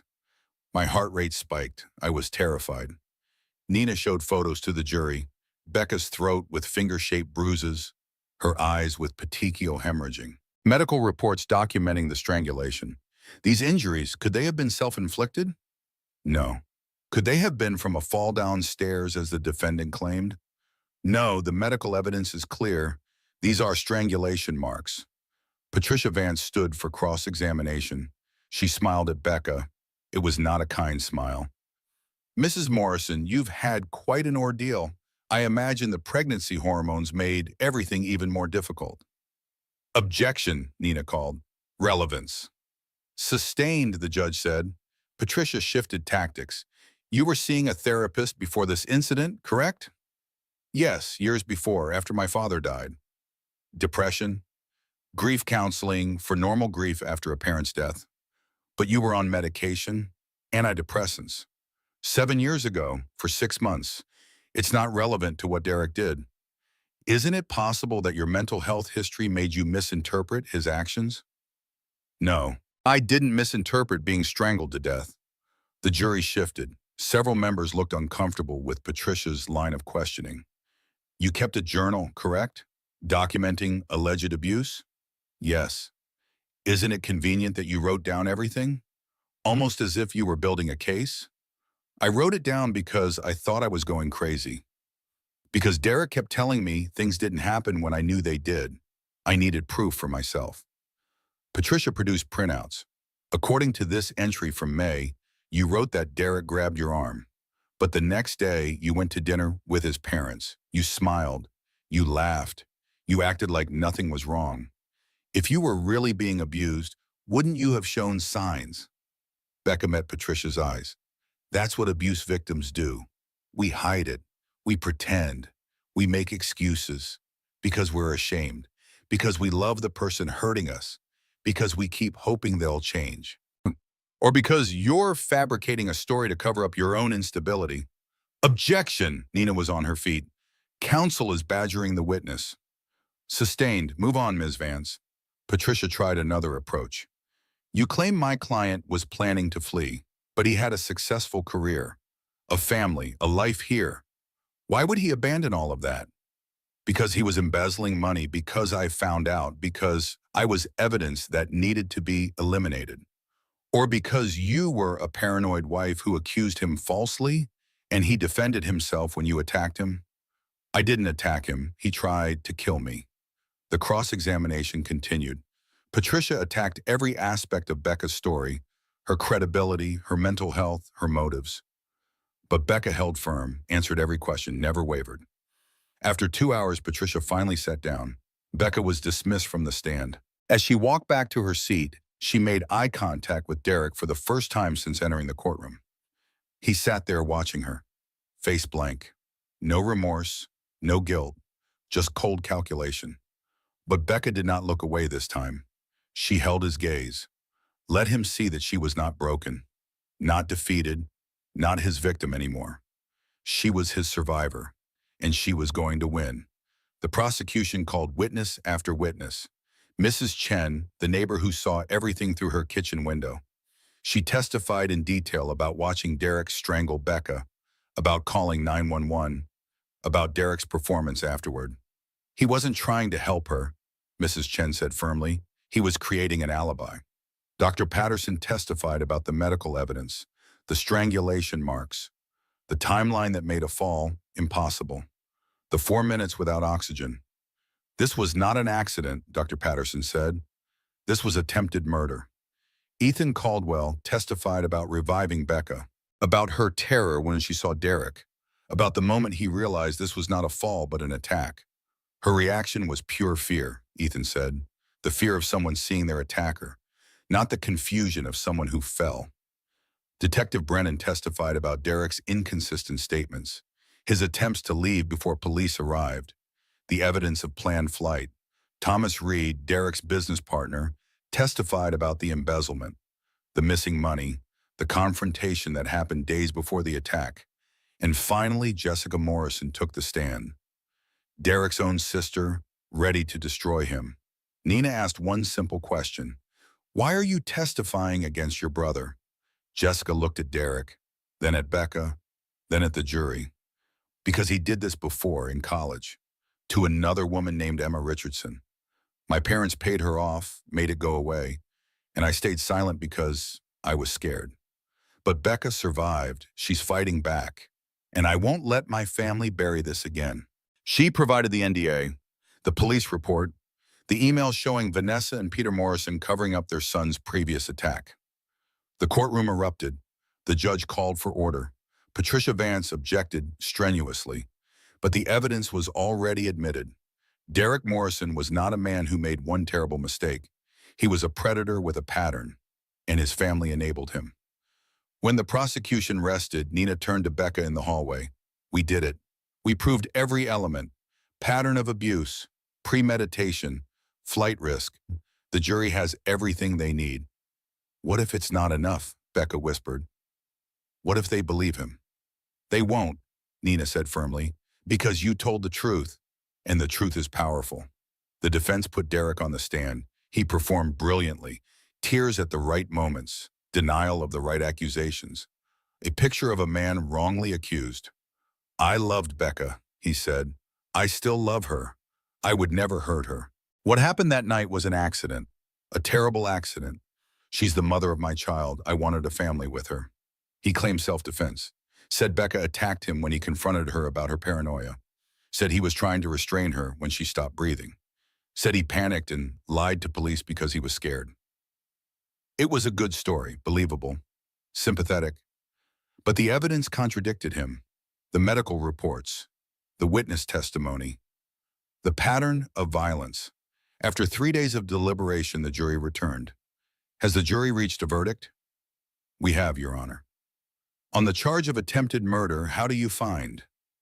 Becca held her breath, held Amelia close, felt Ethan's hand in hers. Guilty. The word echoed through the courtroom. Guilty, guilty, Guilty. Derek Morrison was convicted on all counts: attempted murder, domestic violence, assault with intent to kill. The judge set sentencing for 2 weeks later. Derek was remanded into custody immediately. No bail. He was led away in handcuffs. As he passed Becca's row, he turned, made eye contact one last time, and mouthed 2 words. "This isn't over." But it was. The trial was over. The verdict was in. Justice had been served. Becca walked out of the courthouse surrounded by her chosen family: Maggie, Grace, Jessica, Ethan, Senator Caldwell, Nina, Detective Brennan, all the people who had fought for her when she could barely fight for herself. The media swarmed. Becca stopped at the microphone stand, took a breath, and spoke. "I want to tell you about the day I died, not the day Derek attacked me. That was just when my body stopped. I died slowly over 5 years. Every time I explained away his cruelty, every time I isolated myself to keep the peace, every time I believed him instead of myself. I was already dead long before his hands closed around my throat." She paused, let the words settle. "But I came back. And I hope my story helps other women come back too. From the small deaths they're experiencing, from the abuse they're explaining away, from the control they're calling love. You don't have to wait for someone to literally kill you before you leave. You can leave now. You can get help now. You are not crazy. You are not too sensitive. You are not imagining it. Trust yourself. Save yourself. Come back to life." The cameras flashed. The reporters shouted questions. But Becca turned away, went home, to the house with the security system, to the bedroom where her daughter slept, to the life she had built from the ruins. She was not a victim anymore. She was a survivor, and she was just getting started. 6 months after the verdict, Becca stood in front of 200 people at a domestic violence awareness conference. Senator Caldwell's foundation had asked her to speak, to share her story, to help others. The conference room was packed. Survivors, social workers, law enforcement, advocates, people who understood that domestic violence was not a private matter. It was a public health crisis. Becca had notes prepared, a careful speech about her experience. But when she reached the podium, she set the notes aside, spoke from her heart instead. "People ask me why I didn't leave sooner. Why did I stay with a man who hurt me? And I used to struggle with that question. Used to think there was something wrong with me, that I was weak or stupid or broken." She paused, made eye contact with the audience. "But I've learned that leaving is the most dangerous time, the most likely time to be killed. I didn't stay because I was weak. I stayed because some part of me understood that leaving might cost me my life. And I was right. The day I confronted Derek, the day I finally said enough, he tried to murder me. So the question isn't why did I stay so long? The question is how did I survive leaving? And the answer is I didn't do it alone. I had people who saw me when I was invisible, who believed me when Derek called me crazy, who stood beside me when the whole system seemed designed to protect him instead of me." She spoke for 20 minutes about Mrs. Chen watching through her window, about Ethan bringing her back to life, about Jessica choosing truth over family, about Nina fighting when Becca was too tired to fight herself, about her mother who packed an overnight bag 3 years before she needed it. "The signs were there," Becca continued. "I explained them away. I made excuses. I thought love meant sacrifice. But I was wrong. Love means safety. Love means respect. Love means choosing each other's well-being. If you're in a relationship where you're scared, where you're walking on eggshells, where you're constantly explaining your partner's behavior to yourself and others, please listen. That's not love. That's control. And it escalates. It always escalates." When she finished, the room stood and applauded. Many people were crying. After the speech, a line formed. Survivors wanting to share their stories, to say thank you, to say me too. A young woman approached, maybe 22, bruises barely hidden under makeup. "My boyfriend chokes me during arguments," she whispered. "He says it's not a big deal, that he's just showing me who's in control. Is that normal?" Becca's blood ran cold. "No, it's not normal. Strangulation is one of the biggest predictors of homicide in domestic violence situations. You need to leave. Right now. Today." "But I love him. I love Derek too. and he tried to kill me. Love doesn't make abuse acceptable. Please, get help, get safe, before he kills you. The woman took the resource card Becca offered. Contact information for shelters, hotlines, legal aid. Becca watched her walk away and prayed she would use it. That evening, back at the apartment Becca now rented, Ethan arrived with dinner.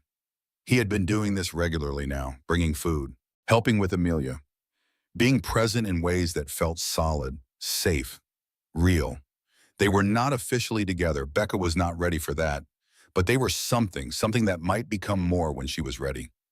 You were amazing today, Ethan said, as they ate Thai food on the couch. Amelia slept in her crib nearby. The way you spoke, the way you connected with people, you're making a difference. I hope so, Becca replied. I hope my 4 minutes dead means something. Save someone. It already has. The woman you spoke with at the end, she came back, talked to the conference organizers. They connected her with a shelter. She's leaving him tonight. Becca felt tears prick her eyes. One life, maybe one life saved. Maybe that was enough. I've been thinking, Ethan said carefully, about us, about what we're doing here. Becca's stomach tightened. Okay. I don't want to push you. I know you're healing. I know you need time. But I also want you to know that I'm not going anywhere. Whenever you're ready, if you're ever ready, I'll be here. Becca set down her food, looked at this man who had brought her back to life, who had stood beside her through hell, who saw her as whole even when she felt shattered. I'm scared, she admitted. Derek destroyed my ability to trust, to believe that men can be good, that relationships can be safe. I know. But I'm also starting to heal, starting to remember who I was before him. And that person wants to try, to believe, to risk trusting again. We can go slow, Ethan said. As slow as you need. Slow sounds good. They smiled at each other. It was not the beginning of a perfect love story. It was the beginning of something more valuable. A partnership built on respect. A relationship founded on safety. A connection that started with the worst moment of her life, but could become something beautiful. Later that week, Becca attended Derek's sentencing hearing. She did not have to testify this time. Just watch.